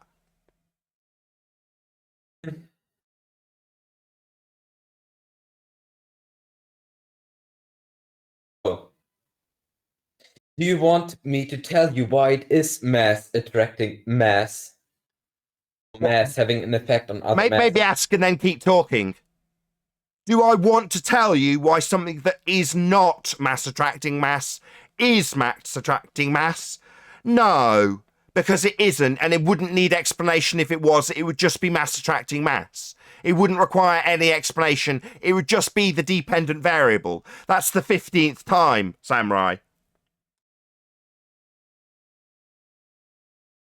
I guess we can't go along with that because you're interrupting. I guess you can shut your mouth then, you stupid fundy with a globe belief. I guess we can go along with that. I guess we had to have 15 attempts with a fuckwit to actually get the point across that you stupid shit that you make up and claim is mass attracting mass isn't mass attracting mass, and I caught it immediately, invalidating any necessity for the stupid shithead white knight asshole to tell me that it would be needed to hear your experiment, because it isn't the phenomena you claim, Sam. So yeah, we will go along with what the flat earther says, because we're definitely correct in this instance. Mass does not attract mass, Sam. And trying to juxtapose some of the nonsense that you're going to describe and justify why it is doesn't fly when you've got someone as aggressive as me telling you how wrong you are. Yeah, 15 times? Does it really take 15 times for me to point this out to you? How thick are you? Why does it take 15 times with the exact same thing, with a white knight interrupting? Why? Well, I'll tell you why. Because it's desperately painful for you fuckwits who believe in the globe to let go of your zealot belief in that globe, in spite of us pointing out how damn wrong it is. And you come along with your nonsense and tell us how I've got an experiment. Oh, really? To prove your mass attracts mass that doesn't happen? Yeah, check out my pendulums. Yeah? Utter nonsense, Sam. 3rd time in a row you've come here and got absolutely pummeled. And at the end, I'd say, yeah, we'll go along with that. What are you going to do afterwards, Sam, in the comments? Tell me you were being sarcastic?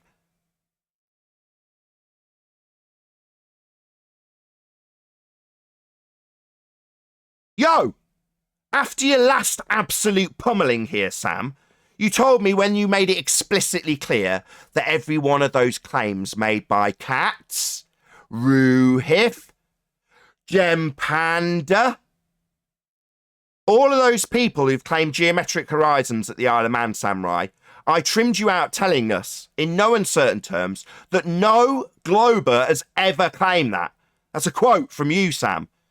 Now, you are absolutely idiotic. I've got hundreds of hours of people claiming that, Sam. So before this live show ends, you're going to apologise for how fucking wrong you were about the idiotic claims made with straight line tangents made by the other idiots who came here and argued about the Isle of Man, Sam. Did you see how I trimmed out your stupidity and juxtaposed it with everyone else telling us how they don't have geometric horizons, and then had Rumpus disclaiming that he absolutely did use a tangent in geometry? What a shock. So you were wrong, Sam. I've got hundreds of hours proving you wrong.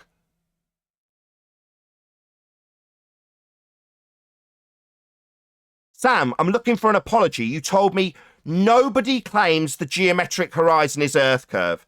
That's what you told us. I've got hundreds of hours of that exact claim from people currently shying away from coming here because they've made that claim, Sam.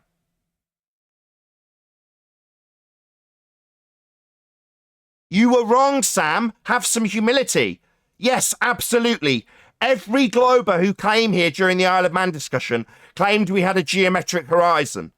They all drew tangents to it, Sam. You were wrong.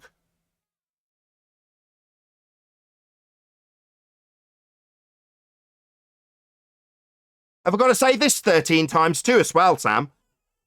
Sam Rye, globe-believing clown. You told us in no uncertain terms, the same as AB Science has told us, and Planner Walk has told us, that nobody's claiming you see geometry. Well, I've got hundreds of hours with people drawing tangents to what was claimed was Earth curve, Sam. That's the 5th rendition. You were wrong. You do claim the horizon is geometric Earth curve, Sam. You claim it. That is your claim from the curve math, Sam. Yet nobody muted you when you were telling us that nobody claims the horizon is a geometric Earth curve, Sam. You were wrong. 6 times. Just talking to yourself? I'm not talking to you. You're not responding to me when I point out how wrong you were. First of all, I'm pretty sure that nearly everything you said is wrong, and that the geometric horizon was claimed to be a tangent point in the Isle of Man discussion. Several fundamentalist religious zealots, including Ruhif, Gem Panda, and Rumpus, all drew geometric horizons with tangent points to claim it was Earth curve blocking the bottom of the Isle of Man. Sam, that's the 6th time. I'm talking to you. That was your first question. Not talking to myself, you responded. Clearly your idiotic, stupid comprehension level's very low today. I'll call you by your name for the 7th time. Sam Rye told us nobody claims the horizon is Earth curve, with its tangent point drawn by the fundies named 6 times prior. Did you not hear me, Sam? Are you deaf? You definitely claim the horizon's Earth curve with a tangent point. You denied that fact when we debunked it with the Black Swan. Now you're being held to task. Are you stupid and don't realise your own claim, or a liar, Sam? Which is it?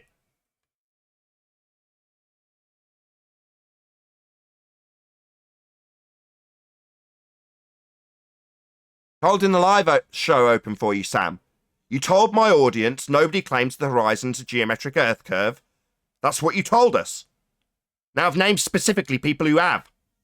I'm calling all them out at the moment as well. Apparently I'm in panic mode, Sam. That's what the commenters say. Like you said that you were sarcastic when you told us that. So, you were being sarcastic, right, Sam? You appreciate now that the horizon formerly known as Earth curve debunked by the Black Swan, necessitating you to tell us that nobody claimed it was Earth curve, is very much factually incorrect, given that I've got hundreds of hours of that claim being made here by Gem Panda, Conspiracy Cats, Ruhif, Rumpus. I even had Rumpus over a barrel because of his very claim that he had to lie about, Sam. And by the way, Earth curve isn't the geometric horizon. Earth curve causes the geometric horizon. Well, that's not what was claimed in the Isle of Man when a tangent was drawn to it, Sam. So, you've now, for consistency, made the claim again that the horizon with a tangent to it is not Earth curve. Apparently, Earth curve's caused by that tangent. Well, you can't get a tangent then. Furthermore, I've got on record hundreds of hours of people drawing tangents. So you are wrong.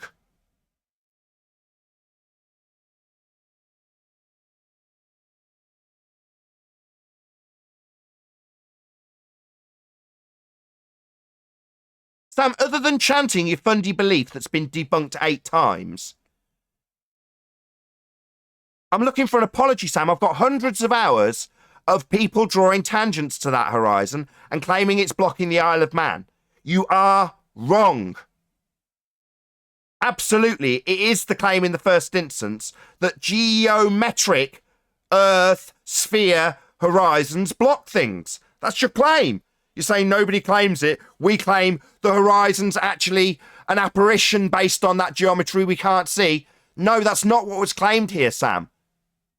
That's 8 times.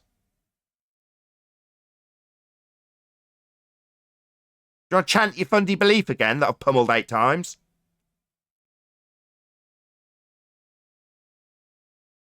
Out, Sam. So that's 3 times you tapped out. I tried to talk 8 times. He didn't let me finish, didn't let me explain. So why should I talk now? Give me a valid reason. Sorry, your excuse is that the long protracted silences after 8 renditions was me interrupting you. Sorry, my audience aren't stupid, Sam.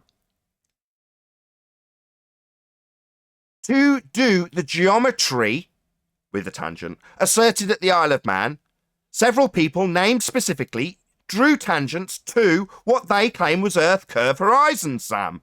Your statement is wrong. 9 times. Keeping the live show open. Maybe come back with your chanting of the same claim that's been debunked 9 times, or a claim that nobody claims it again, or that the horizon that was formerly blocking the Isle of Man's actually an apparition of Earth curve, so the Isle of Man's blocked by refraction now. Well, that's very different to what we were told when they drew tangents. Sam, you're wrong. Your claim of Earth curve's debunked by the Black Swan. Your response that nobody claims it, it's merely an apparition of the Earth curve that used to block the Isle of Man, is wrong. It's 10 times.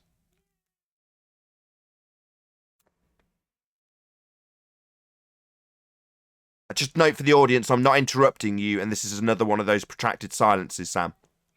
Maybe tell the audience that actually you're not getting a chance to speak. Fucking idiot. Hey, commenters, can you all hear the panic in my voice? As I rip Samurai a new asshole live. For 150 people. Yeah? Does it sound like I'm panicking? It doesn't. It sounds like a man who's got hours and hours of claims of people drawing tangents in geometry, which they require to do geometry. And then somebody who comes in 2021 and tells us that we haven't got a geometric horizon. That the horizon's actually a projection of a geometric horizon. A bent line that wouldn't acquire any geometric values with tangents anymore. Basically the Black Swan argument that's coming home to roost as a result of Cats and Co. Yeah? Now Samurai, in defence of the Black Swan argument, Blackpool Swan at the moment, has told us nobody claims the horizon's a geometric Earth curve edge. To block Barrow in finesse as depicted in this image on screen. Again, Samurai, plenty, hundreds of hours of examples of people drawing tangents to this picture on screen. To do the geometry they'd had to draw on a tangent, Sam. You're wrong. 11 renditions.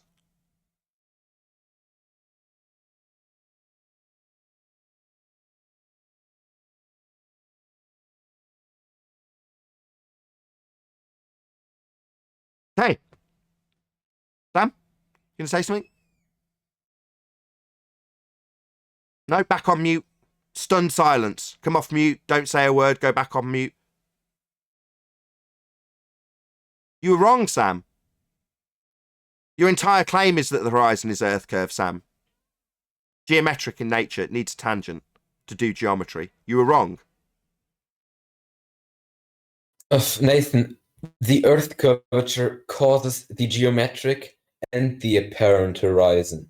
The apparent horizon isn't in a fixed location. The geometric horizon is. So, where do you please get a geometric position if you can't see it?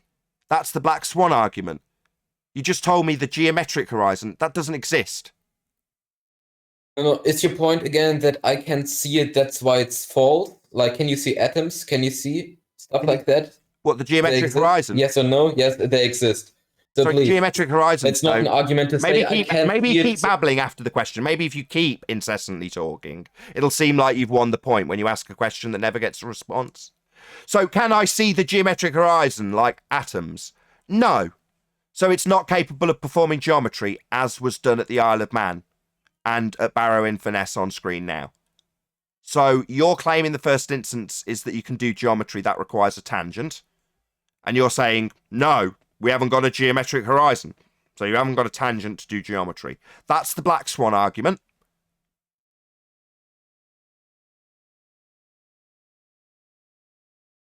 And the Black Strawman argument is false. Because we do not claim that we have a fixed position we see every day. Point out that I've got hundreds of hours of people drawing tangents, Sam, you are wrong. Was it relevant to my point? When you said nobody does that, and I've got hundreds of hours of people doing that, yeah, it directly speaks to your point. It's the point I've given you 15 renditions of. Yeah, it directly addresses that. Tell me again that nobody draws tangents to the Earth curve horizon again, so I can point out that after 16 renditions, you're too stupid to get it. Because that's clearly what the case is. You're too thick to understand. Because your defense of the black swan is that we don't have a geometric horizon. Well, then you can't do your geometry. Or what's that? Nobody did That's geometry wrong. that way. Maybe talk through the 17th rendition. Maybe it's a time that you That's should not talk what through I me. said. Maybe you should talk through me, Sam. Maybe the middle of this 17th rendition is your opportunity to talk. There hasn't been lots of pauses. Maybe tell me I'm not giving you a chance. Go on. Hey, is this me panicking, by the way? These 17 protracted silences when I point out that, yeah, fundies with a globe belief, yet your claim is that the horizon's Earth curve. Does that shock you? It should when the black swans demolished it. And when you come along and tell me nobody says the horizon's got a tangent point to it, well, why did you all do tangent-based geometry to it then? Explain the geometric horizon, not the apparent one. The one we see is an apparent one, but we have a geometric horizon, which is... No, we don't. We don't see that. That's the black swan argument. That's where the black swan comes in. We do not see the geometric horizon. Juxtapose all the same things I did in the edited video when you said that last time. The same point that's come 18 times. Yeah, that's your geometry, and denying it is your rebuttal to the black swan. So now saying, well, we've still got a geometric horizon to do all the maths, though. No, that's been debunked by the black swan, Sam. No, the black swan proves that we have an apparent horizon. And so not geometric, then, to do the geometry with, then. Yeah, we know the result of the black swan. You don't have a geometric horizon. And I say you need that to do geometry. And you say, no, we don't, no one's ever done it. And I say, I've got hundreds of examples of people doing it. It's your claim in the first instance. Your claim is Earth curve, is the horizon. And you've got geometry to prove it. Picture, and it's not the horizon, and you call it a geometric horizon, then it's not a horizon because it is not the horizon in the picture. Right, they haven't got a geometric horizon. It was claimed to be so, formerly, at Barrow Inverness and the Isle of Man, with geometry. Now, that's not a shock, because to do the geometry, you need a tangent. Now, when we debunk that tangent, you say, no, that point that is a tangent has got a bent line to it now. It's all good. It's a bent line now. Well, not capable of doing geometry then. And you say, well, no, because we've still got a geometric horizon. No, you haven't. That's the black swan argument, Sam. That's why you're telling us that the horizon's merely the apparent horizon, that we don't see the geometric horizon. Apparently no one's claiming we see geometry, even though that is the claim of Earth curve in the first instance, Sam. But it requires a geometric horizon to make that claim, and you haven't got one. Nathan, the apparent horizon is the geometric horizon with other variables. So the apparent horizon is the geometric horizon? Oh, no. Nobody's claiming we see the geometric horizon. Nobody's claiming we see geometry, AB Science. The geometric horizon only exists in the maths, Sam, the rumpus. Do I need to quote the rumpus to you? Did you listen or fundy mute it? I'll say it slow. Sam, open your ears. Quote the rumpus. The geometric horizon only exists in the maths. End quote. The rumpus. So no, the apparent horizon isn't the geometric horizon with all sorts of variables, in the same way mass attracting mass isn't two pendulums. And you saying, well, it really is, because I say blah, blah, blah. No, it isn't. Well, I haven't said anything because you didn't let me finish, because you panicked. You were afraid of it. Oh, really? So, and you changed topic to refraction and geometric horizon and everything. So please, you want to tell me about the pendulums, the experiment with the pendulum, how it is mass, attracting mass, how it is provide Wow, evidence let's for math move on having to another effect on other subject. masses? Yeah. Or do you want me to finish with the geometric horizon? I don't know, mate. I'm terrified. I need to maybe wipe the sweat from my brow, given all the protracted silences. So, yeah, we'll establish first and foremost that no, not only am I not terrified, I'm ripping you a new asshole. And secondly, to do geometry, you would require a geometric horizon. And you haven't got one. Where is it? You're saying it is the apparent horizon. That's your most recent rebuttal. And I've quoted the rumpus. Oh, no, now you want wrong. to talk through me, maybe move on to pendulums, maybe Fundy mute me and You claim that I'm doing misrepresented it my to you. point. I Maybe did the not long say protracted apparent silences horizon is means that the I should get geometric talked horizon. through. Maybe the added Fundy muting something will behind it. continue I indefinitely. said the Maybe apparent it's horizon your time to is the talk and I'm geometric not letting horizon you. with Right, audience? other Maybe the long silences weren't a good enough opportunity to talk. Maybe it's only when I talk that you should be talking, right? Maybe it's me that's scared. Do not misrepresent me, then I will not talk through you. What? While I'm talking, you're going to give me the opportunity to not talk through me? Yeah, maybe this has distracted nicely away from the fact that to do geometry, you need a geometric horizon. You haven't got one.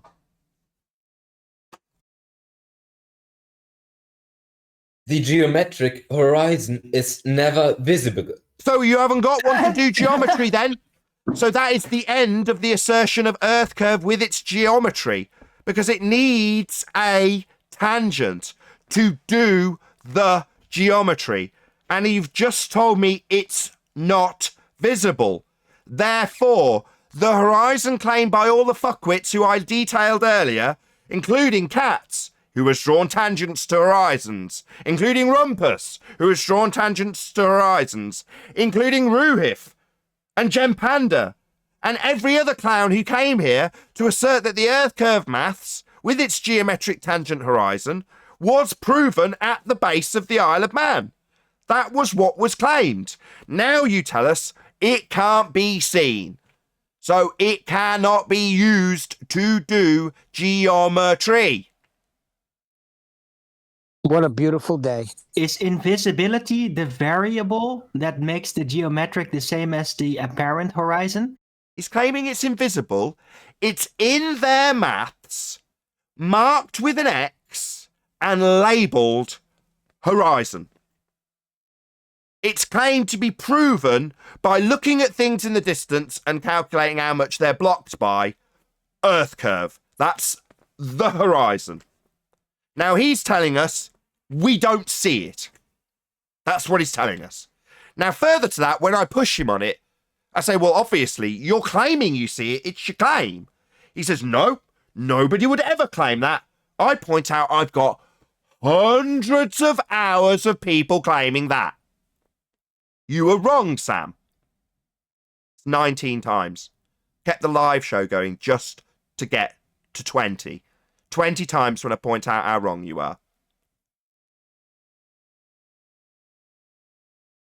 That is technically our point, isn't it? Yes, we cannot see your geometric horizon. That's our point. It's not there. Exactly, Arwin. Our point is we don't see a geometric sphere-based Earth with a geometric horizon to block the Isle of Man, as was claimed. We don't see Earth curve. That's our point. And when we point out that it's debunked by the Black Swan, your response is, we don't see Earth curve. But Earth curve's caused by the Earth curve. That's what your response is. You were wrong, Sam. People do claim the horizon. Which part aren't you understanding? The geometric horizon is just a conduct of the geometry of Earth. It is without any refraction, any other variables. The apparent horizon is a different part of the Earth geometry with refraction. Okay. What? He's introduced a new argument. Refraction's based on R for you. That's based on the... Maybe talk through my response, you coward. I heard you. Did I talk through you? No. Yeah, refraction. I heard you. Oh, do I sound terrified? Oh, no! Not refraction! Quick! Panic mode! No, not at all. Your refraction's based on the acquisition of a geometric horizon. Your refraction's got an R value in it, Sam. That R value is acquired from a geometric horizon. It's the radius, R. 7/6 R is your standardized refraction. and any variant thereof will still include R, and that R requires a geometric horizon that, quote from you can't see. So if you can't see it, you can't get an R from it to refract it into a position that leaves it useless when it needs to be a tangent. So refracting it with a tangent-based refraction value using R at 7/6R is paradoxical, because you can't get the R from a geometric horizon to move the horizon to a non-geometric location with an R-based refraction, Sam. Was I terrified? Or ripping you, the globe-believing clown, a new asshole? Oops. Nathan, How is the apparent horizon another geometry? I'm very curious what he meant with that. First of all, there are multiple ways of measuring the radius of Earth. For example, we can use pictures from space for it. We can use waves, microwaves, I think it was, to measure the radius of Earth, the circumference. I wasn't finished asking the question though, but Okay, wait. Continue. Nathan, did you hear my Pictures question? from space? Yeah, we're hearing his claim and I response. knew they were going back to space. Yeah, space isn't real. If the sky was a space, gas would fill it. That's what gas does, fills the volume. Space is just another way of saying volume. A space, a volume. Well, gas law dictates that if the gas had that space to fill, it would fill it. It's called the second law of thermodynamics. It's called an entropy increase. So space is fake. So no, you haven't got pictures of space to get your radius from. Yes. So Nathan, first of all, now if we have the circumference of the Earth, we can calculate the radius of the Earth, correct? Sorry, I'm getting How do you have a Fundy circumference muting without a from radius? G plus. Can't hear what you're saying anymore. So if we have I'm really the curious. circumference of Earth at the equator, we know the radius of the Earth, correct? So what's the equator? Formula. You know this. How we Can't do can I get a chance to calculate. respond? Maybe babble on non-stop when you ask this question twice. Sorry, equator, what's that?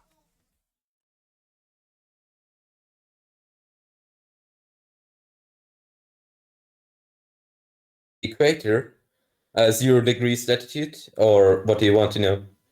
The line in the middle of the Earth. Latitude. So you're assuming a map that's spherical then. So we're already into begging the question here. That's correct. So back to your being wrong about people claiming the horizon's geometric, Sam. I've given you 20 attempts, long protracted silences, and you talking through me after those long protracted silences is all we've had so far. You were definitely wrong. I've got hundreds of hours that proves that. When you said nobody claims that, you were wrong.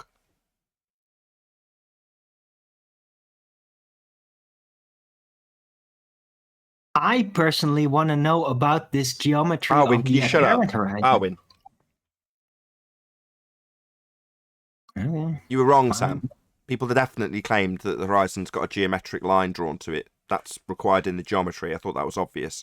It shouldn't be the case that I should have to prove that you're utilising that tangent in that geometry. You do it when you say the horizon that's apparent's based on it. Even you're doing it. So you even need it to make your claim when you're defending the fact that you were wrong. Because you're saying, well, the apparent horizon's based on the geometric horizon I can't see and doesn't exist, which is nonsensical. But nevertheless, you said nobody claims that. It's the claim in your first instance to believe you're on a sphere, Sam.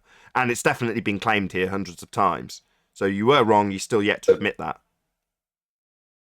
Basically, the apparent horizon is just a product of a different geometry than the part of the Earth geometry that forms the geometric horizon. So the Sorry, geometric back horizon, to asserting we've got a geometric horizon when we haven't now, haven't you, Sam? You're utilising this geometric horizon you can't see, aren't you?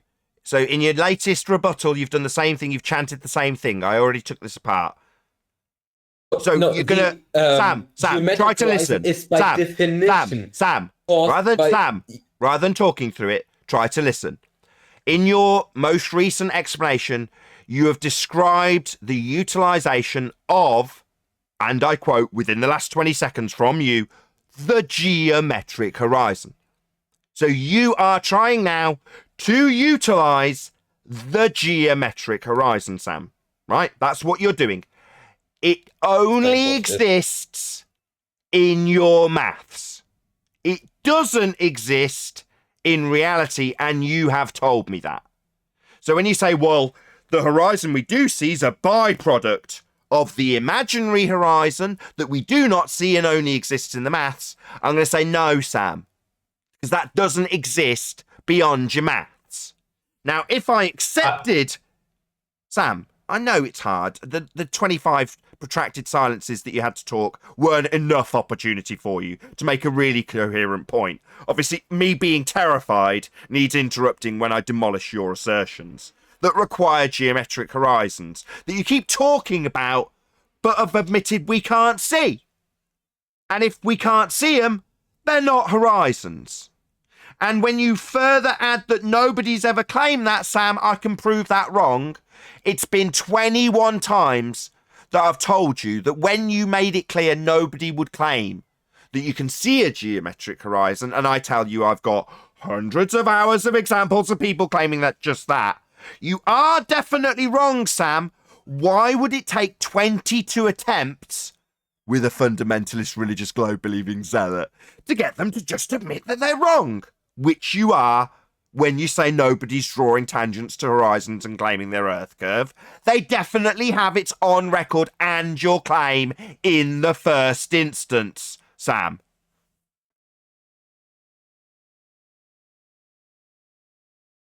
So, Nathan, the geometric horizon, by definition, is... So he starts by telling me about the geometric horizon that he hasn't got. So his opener is to beg the question of a geometric horizon he can't see.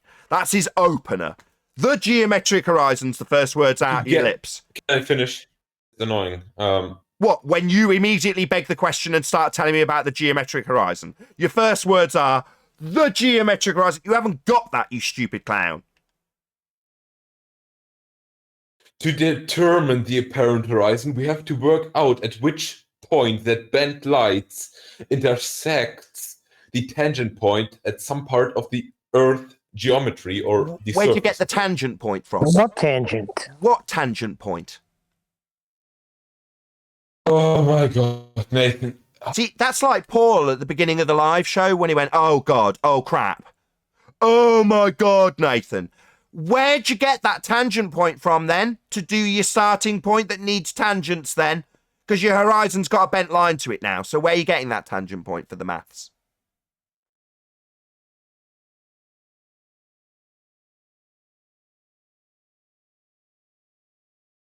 Where are you getting the tangent point, Samurai? Come on, it should be easy to answer.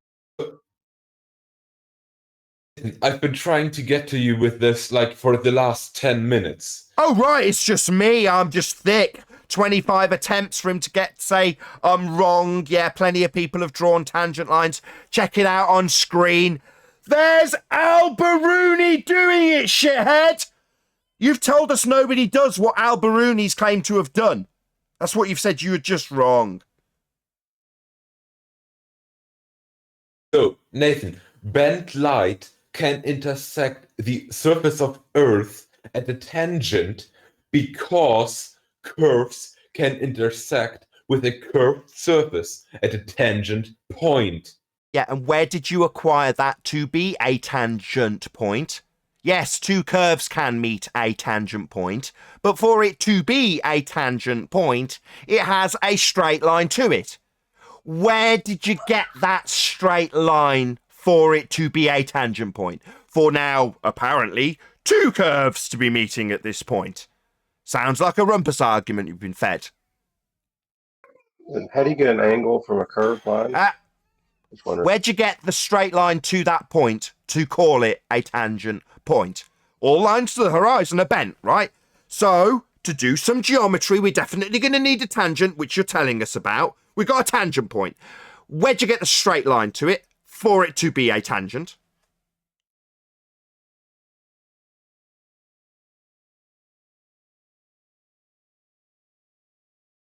So, Nathan, first of all, we are talking about the wait. So the tangent point, the two curves which I told you before, can intersect at a tangent Yeah, I heard point. that. It's just Yeah, I heard that. two circles I heard that and with- demolished with it. a Yeah, you don't need to touch at a chant. You tangent. don't need to chant. The tangent You can don't be need to everywhere, chant. and these You don't need to chant. I am not deaf. I repeated what you have said. I'm not deaf. You think repeating it's going to help you? To be a tangent point, you will have a straight line drawn to a curved surface. That's what a tangent point is.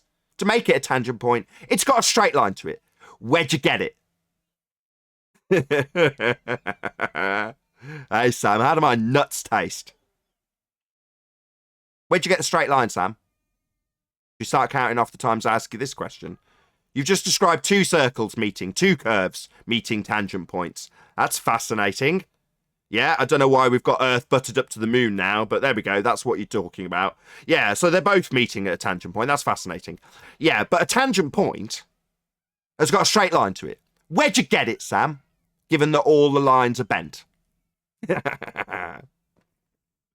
am I in panic mode? Anyone think I sound panicked? That's a really good question. Where'd you get your tangent points, Sam? Then tell me how salty my balls are as I continue to smother them on your face for a live audience. So you haven't got a tangent line to it then, Sam? No straight line? we have a tangent point. Where'd you get the straight line to curves, which yeah, no. Don't just assume you've got a tangent point, because that would mean you've got a straight line to it. Where'd you get the straight line? Don't just beg the question. But you do not need a straight line. Oh, really? I've got a picture on screen of a tangent. If you're an audience member, look up what a tangent is. Apparently, Sam Ryan's saying you don't need a straight line for it to be a tangent. That's what a tangent is, you complete clown. You sound like Rumpus. Sorry. That's what a tangent is, Sam. Are you thick? Do you not know what a tangent is? I know what a tangent is. A tangent touches a circle only at one point, and one point only. So that is the tangent point. Where'd you get the straight line then? So we know what a tangent is, a straight line to a point as drawn on screen. Where'd you get that straight line? Bearing in mind you've just told me how no straight lines, right? Bent line to the horizon. So we're going to be doing geometry, and we definitely are going to require a straight line to do it, Sam. Where are you going to get it? I just point out for the audience, this is the black swan argument. Just point that out. Okay, Nathan. So the point I'm making is that we have a tangent point, and at this tangent point, at this point, only these two curved lines hit it, and only at that spot. After this spot, these curved lines, which are the line of sight, the light traveling from that object into your eye, does not hit the ground anymore. This is why the apparent horizon still makes boats disappear. I shouldn't say it like this, but you should get what I mean. You didn't answer where you got the straight line to make it a tangent point to perform the geometry in the first instance. So I'll repeat my question and paraphrase, because you're obviously thick and don't understand geometry. To assert that you have this bent line moving towards your eye from the target, you will be curving the line at a rate based on R. I explained this earlier. You are too thick to listen or understand. It's called terrestrial refraction. That's what you've just detailed. It's based on R and requires a tangent. You've also detailed the tangent point several times. To be a tangent point, you will have, at some point, a straight line drawn to you to be called a tangent point. I have asked where you acquired the straight line to the tangent point, given that all your lines are bent. Now, the answer is, because you don't seem to want to give it me, is you can't. I want to give it. Well, where'd you get the straight line then? Go ahead. Tangent point, the point at which a curve meets a straight line or another curve. Yeah, not a fucking tangent is. Where'd you get the straight line bit? Tangent point, not tangent. Yeah, to be a tangent point, you've got a straight line to you. That's right. If you're on the edge of a circle, the point on screen marks C. Yeah, that you could call a tangent point. Why? Well, because you've drawn a tangent to it. So it's the point that the tangent meets the circle. That's your tangent point. But for it to be a tangent, it's going to have a straight line to it. And I keep asking, to start the geometric process off, this straight line's definitely needed. It was drawn in the Isle of Man by a load of globe-believing idiots. Yeah? It's geometry, mate. So where'd you get your straight line from? We do not need a straight line. The definition is the point at which a curve meets a straight line. We don't need a straight line. The definition's got the word straight line in it. So we don't need the straight line in the definition that I'm going to read out. It's the point where the circle meets the straight line, but we don't need a straight line, you double-speaking clown. Yeah, you do. That's what a tangent is. It was in the definition you just read out, you stupid idiot. So now he's talking through me. When I point out to him that he's literally just read out a definition that had the words straight line in it, after he said we don't need a straight line, that's stupid. You're going to talk through that, are you, coward? Maybe you're panicking. Talk through the rendition of you being a clown and reading out a definition that has the words straight line in it. And after saying that you don't need a straight line, you are in definite panic mode because you seem to be continually talking through me pointing out that you've read out a definition that included. He's talking through me, coward. Hey, panic. Panic mode. Day 13. Panic mode. Blackpool Swan. Panic mode, Fundies. This is you panicking. This is you panicking. Yeah, needing to talk through me. Yeah, I'll say it again, see if you can cope with not talking through me. You literally just read out a definition. I'll be trimming it out, I absolutely assure you. And in that definition, it included the words straight line. Now, after saying we don't need a straight line, you read out a definition that included the words straight line. Do you realise how unbelievably stupid you are? Especially as I'm asking you where you get the straight line for it to be a tangent point, to perform Earth curve geometry, and now you're talking through me again. Maybe you're starting to panic a little bit? Maybe it's me that's panicking. Maybe this interruption now is me panicking, right? Mid-breath, mid-sentence, he starts talking. Oh, that's me panicking. Ignoring the last part. Nathan, you're ignoring the last part of my point. What, that you don't need a straight line and then you read out a definition that included the words straight line? Because the definition says it can be a curve touching curve. I gave a photo in the chat. I don't know, Sam, is that what you mean by a tangent point, that point A? Well, I need to scroll down. Point A, yeah, that can be a tangent point, as long as it is only one point touching another point on another circle, straight line, or anything. That is a tangent point. No, two circles. No, that's incorrect. Two circles can meet a tangent point, but the tangent point is a point where you will have a tangent meeting that circle or circles. You still need a straight line for it, though. That's what a tangent is. Notice how when I ask him where he gets the straight line to do geometry from, he starts justifying how he doesn't need a straight line, even though it's fundamental to do this geometry. He's just justifying why he doesn't need it to be straight. They want the tangent point without the tangent straight line. That's ridiculous. Well, that doesn't work. That only works if you already know the exact size of the circle or the sphere and all that. So you need a tangent line to establish that size first, and then you can apply all this geometry of how it would look. But you need that tangent line, otherwise you can't establish what the actual radius is. Yeah, that's absolutely correct, Darwin. And you know what? They don't have it anymore because they don't have a geometric horizon anymore, which means they don't have R anymore. And in rebuttal, they're going to refract the horizon using R. And every time I say, where'd you get the geometric horizon? The response is, well, the geometric horizon. Well, you haven't got it. That's correct. I'm going to read another definition. Tangential point. A point at which a geometrical line, curve, plane, or curved surface touches another curve or surface, but does not intersect it. That's fascinating.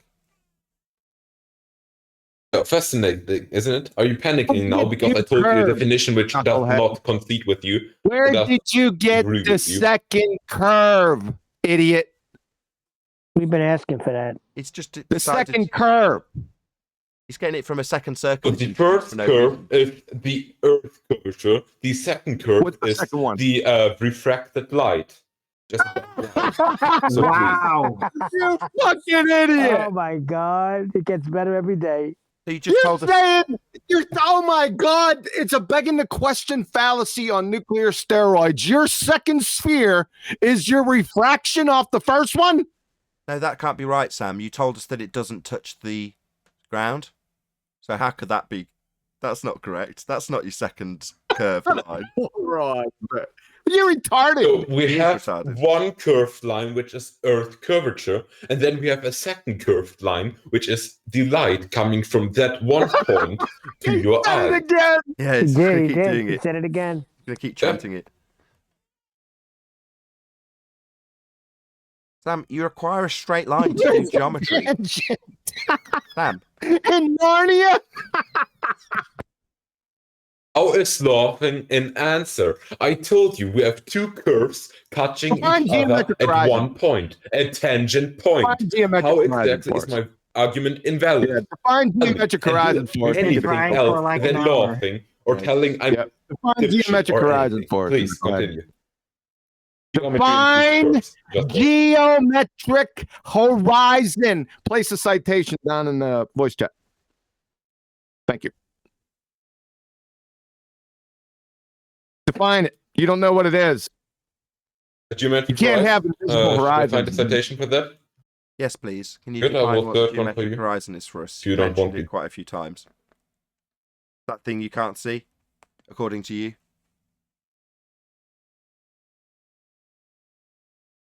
I'll put two in there for you. This could have been killed then. We'll read them out too. When you're ready.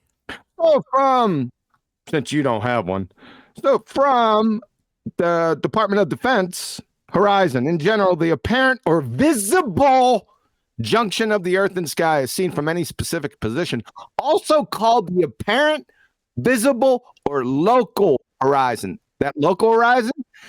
Then we go to National Geographic, the subject matter experts. The local horizon, they're talking about the same one. Also called the geometrical horizon, is the visible boundary between the earth and sky. So, what's up, Sam? Sam, the geometric horizon's Earth curve in the first instance in your Earth curve claim, and its requirements are fairly stringent if you're going to do geometry. You're going to need a tangent. And you haven't got one. All the lines to the horizon are now bent. That's because of the black swan. That invalidates your geometry, though, because it means you can't do it anymore. A couple of quick shout-outs. I just calmed down, though, obviously, what with all the panic. Michael Jones says, longest live show ever. Yeah, well, there's a lot of meat on this bone, Michael, and I'm going to eat it all. Also, shout-out to High Score Boy, who says, 4 more hours. No, I don't think so. There's going to be a bit of an after show, but I don't think there's going to be 4 more hours of live show. Anyone want anything else before I round out the live show and ask everyone to stay tuned if they're watching on a premiering stream? Yeah, I do. I'd You like want to to share say some of that? something. You want to share some of that meat on the bone? Sorry, I'd Neil. like to say something. Go ahead, Brian. Yeah, where in geometry is refraction included? Could you show me any classroom where they teach refraction within geometry? Geometry is mathematics. There's no refraction included in geometry. Okay. Yeah. In reality, it does. Question? Go on, Owen. Right, it's the one I tried to ask earlier, based on what Sam said, that there is actually a geometry to the apparent horizon other than the geometry of the geometric horizon. So, what is that? What is the geometry of the apparent horizon other than the geometric horizon? Because he just laid that out. But what is that? I think what Glover generally means by a geometric horizon is that the same, like it exists, but you can't see it, is because of like multiple reasons. It's just like the same thing when you have an object and you get like a lens and you look through the lens, you see that the object is being deformed, maybe either smaller or bigger, but in reality, the object has a specific size, has a specific distance, but then because there is this thing that basically bends the light that comes from that object, you see it at a different location, at a different size, and so on. And I think that's what they mean by the apparent horizon, is because the light just go through the atmosphere, it's being refracted, and so on. That's why it's getting distorted. That's their claim. Yeah, but their claim isn't refraction, it's terrestrial refraction, which is based on a geometric value of r, the radius value, which they can't acquire if they haven't got a geometric horizon. So to say it's because the light's bending, well, does light bend? Yeah, we've definitely got refraction. That's a real effect. Is light bending at the radius value, or a derivative that they add in the mathematics that gives them a geometric horizon that doesn't exist? No, definitely not. Just a justification, or just reasons, as you put it. Very well put. With that, I'll say, if you are watching this on either Nathan Oakley 1980 or Nathan Oakley premiering stream, then stay tuned, as there will be an after show to follow. Unfortunately, if you are watching this live, this is where we bid you farewell. So, a huge, massive, enormous thank you to all of you who smashed the super chat, liked, commented, shared, subscribed, or joined as a Nathan Oakley 1980 channel member. Also, below this video, you can get £50 for swapping your UK electricity supplier to Octopus Energy. Once again, stay tuned if you're watching on a premiering stream. I've been Nathan Oakley, and I'll see you all in the next video.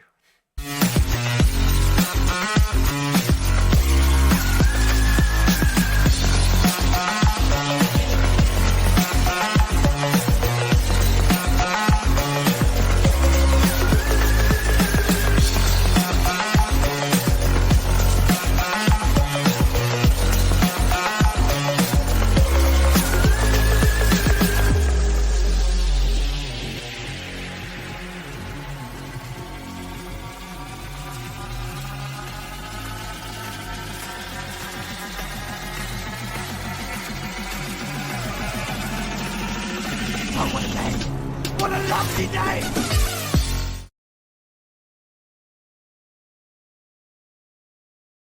Invisible horizons. These people are delusional. But I think it's worth investigating. I think like it could be true. You know, who knows? We should investigate it at the end of the What day. could be true? Invisible horizons. That the geometric horizon is the one you can't see. The apparent horizon. Yeah, but you're saying the apparent The horizon is geometric based horizon on... is apparent.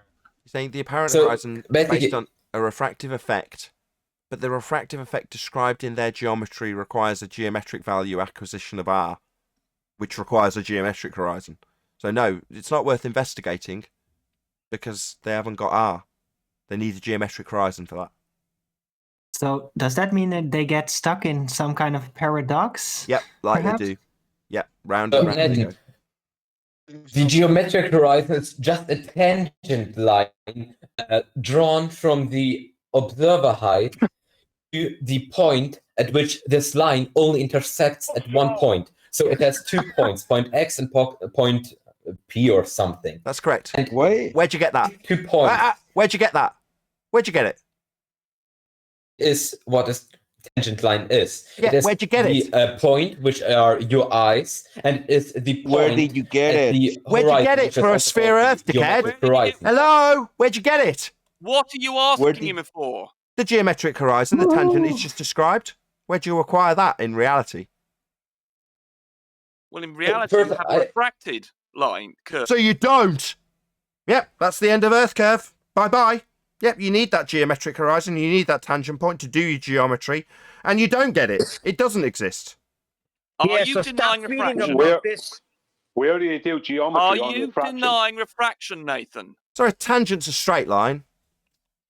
No, you can have two curves. No. Yeah, a tangent's definitely a straight line, you liar. You retard. You idiot. You Mongol. Yes, definitely. Tangents are straight. You're just stupid. I don't mind educating you on what a tangent is and what is required in geometry to do geometry. A tangent's one of them. You haven't got one. Your lines are all bent. Necessary antecedent to a tangent point is a tangent line. Now you can do with that tangent point whatever you like, but you need a line first to establish that No, point. you don't.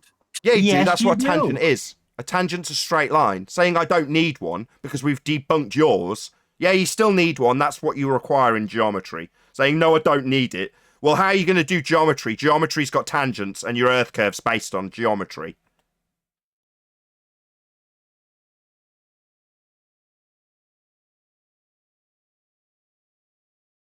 I think it's someone stopped Rumpus descending the Discord server into chaos and muted him because he wasn't listening. I knew he was feeding him, though. No, he is listening. He's just stunned to silence.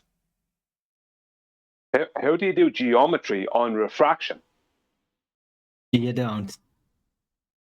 Yeah, but I want him to answer that, Arwen.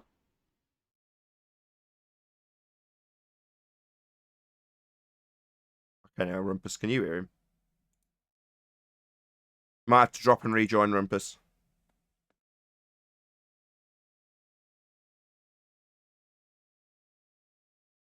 No, can't hear him.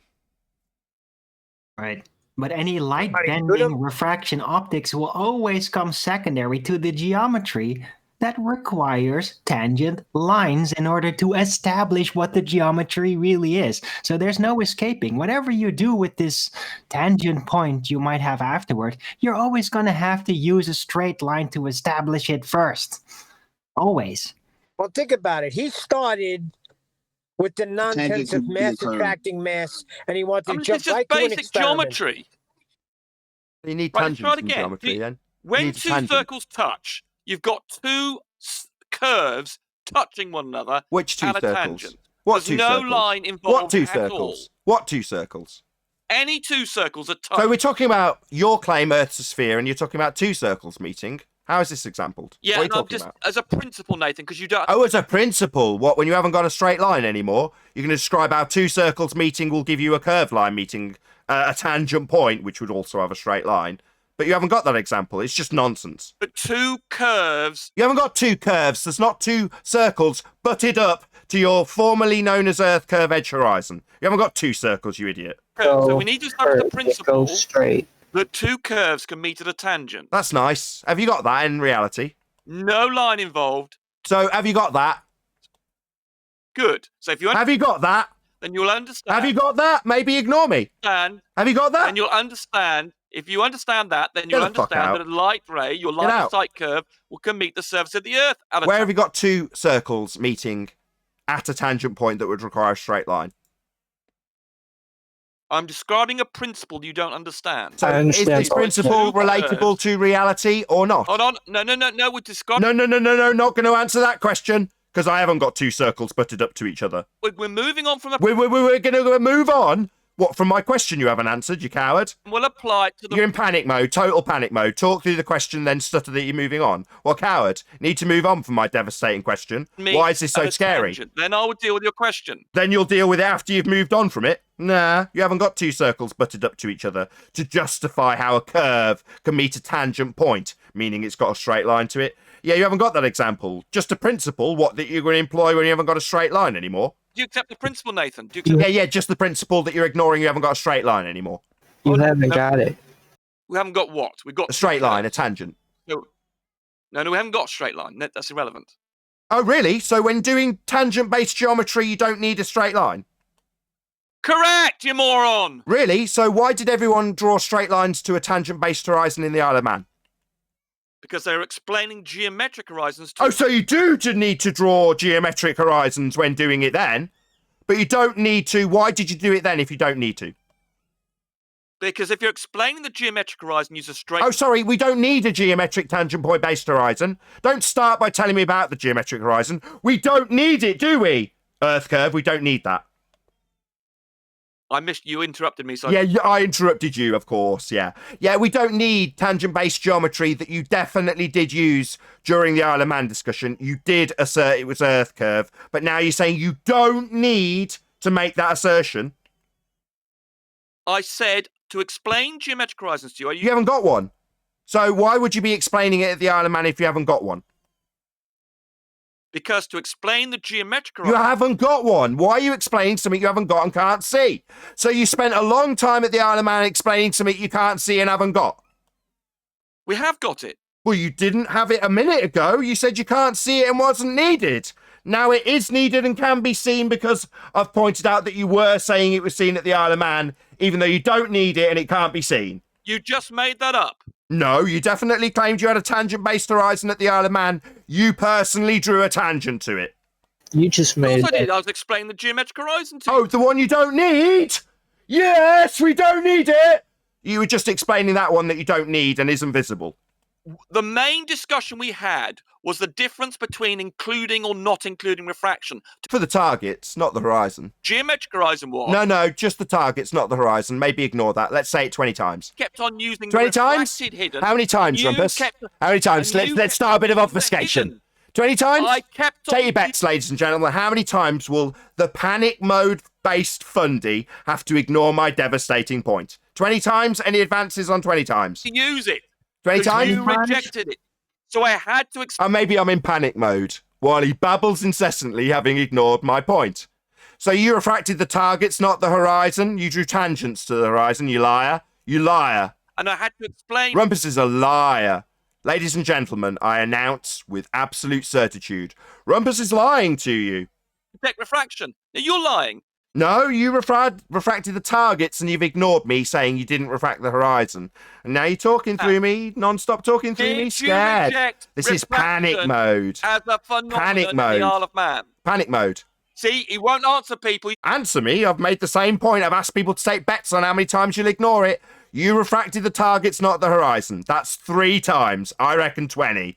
He called it a hyena something or other hologram because he rejected refraction. Yeah, slightly looming, non-standard refraction, holographic projection of a lighthouse from behind the reified sphere edge horizon, Rumpus. Yeah, I can remember what I said. And again, aren't you? So people had to explain to him the difference between the geometric horizon and the No, you didn't. You're a liar. He's lying. Rumpus is a liar. Nobody explained any difference between a geometric horizon and a refracted horizon. That's a lie. Why are you lying? horizon. Why are you lying? Yeah, you're denying refraction. Why are you lying? Why are you lying, Rumpus? And that's why I had to show you the geometric horizon. No, that's a lie. Why you had to show us the geometric horizon? Sorry, did you just say you had to show us the geometric horizon? Absolutely. Oh, so you had to show it us? No, you didn't. You just told us it wasn't needed. And you didn't. Well, I'm not quite sure whether you even accepted the geometric I horizon. seem to be stuttering quite a lot there. 5 minutes ago, you said it wasn't needed. Now you're saying you had to show it us. Of course I did. That's very high pitched. So which is it? You didn't need it, or you had to show it us. Which one is it? And the refracted horizon. You It was in the denied contract. Didn't need it. So I had to explain to you the difference between the two. No, you didn't. You're a liar.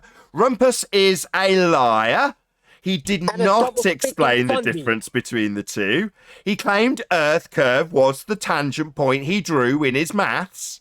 Now he's saying he had to explain the difference between the geometric and the refracted horizon. That's a lie. Steve, haven't you? You're a You've got liar. Memory of a sieve. Why are you lying? Why are you lying? No, you are well, either you're lying or your memory's faulty. No, I've got it all recorded, you stupid twat. You lying bastard.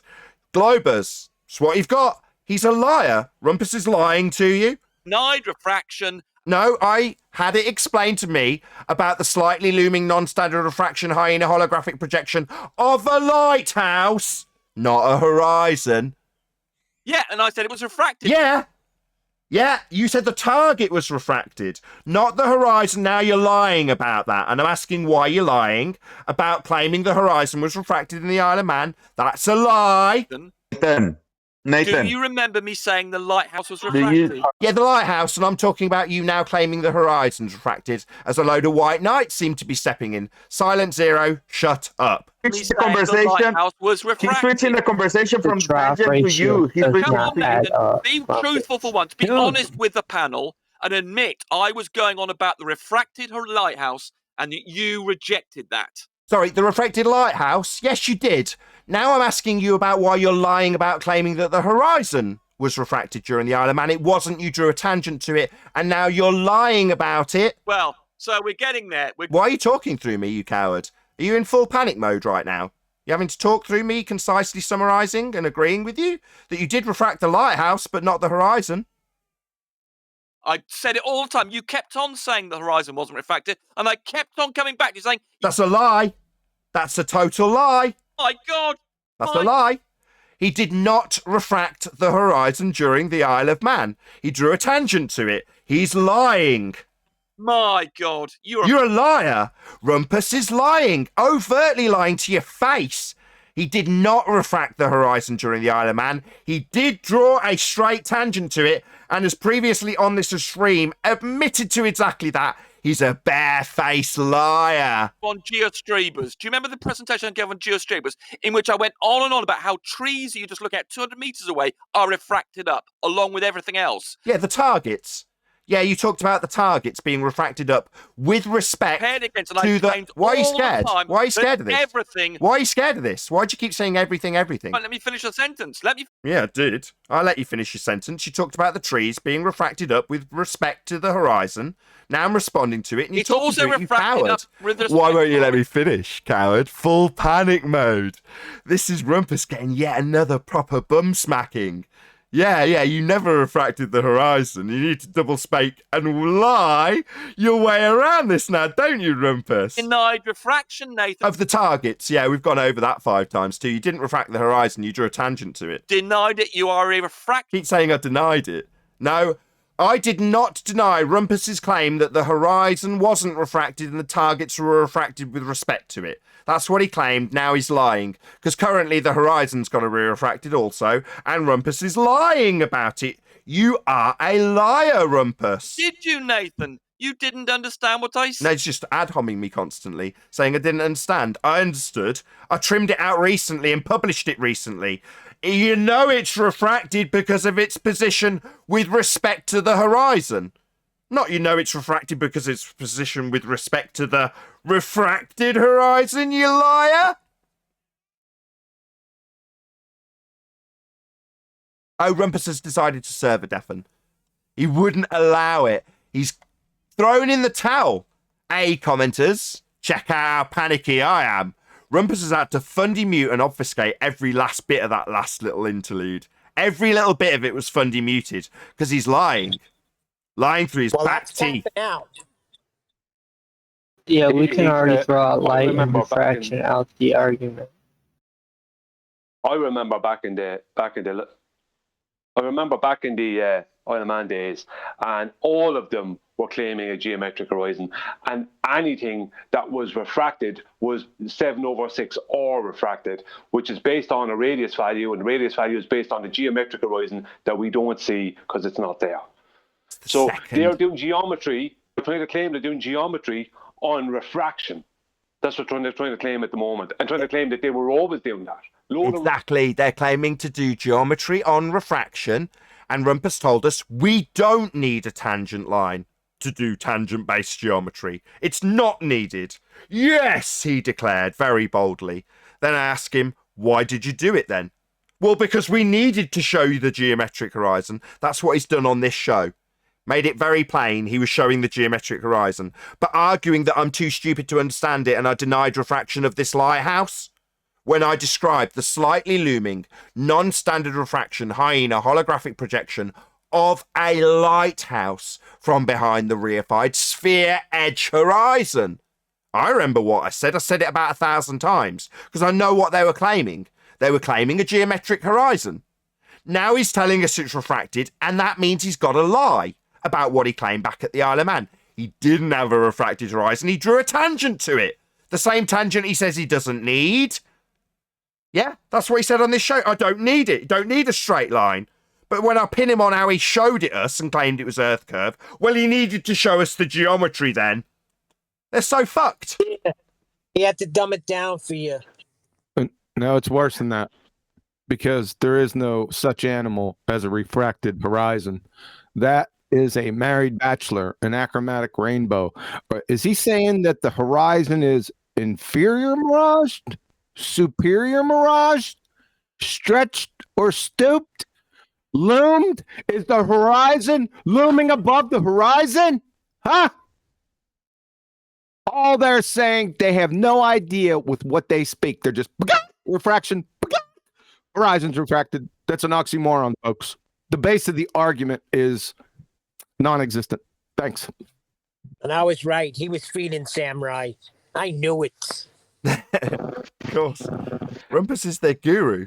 just doesn't got any decent arguments to actually present, and he's been caught in a lie recently because they need a geometric horizon. Of course they know they do. But when we point out they haven't got one, they just deny needing one until they need it again, or we point out how much they claimed it in the past. With that, I'll say a huge, massive, enormous thank you to both Discord and G+ panels for watching Rumpus tap out, which was very amusing for the 3rd time in a row. Also, of course, a massive thank you to all of you in either Nathan Oakley 1980 or Nathan Oakley premiering streams for hopefully smashing the super chat, liking, commenting, sharing, subscribing, or becoming a Nathan Oakley 1980 channel member. I've been Nathan Oakley, and I'll see you all in the next video.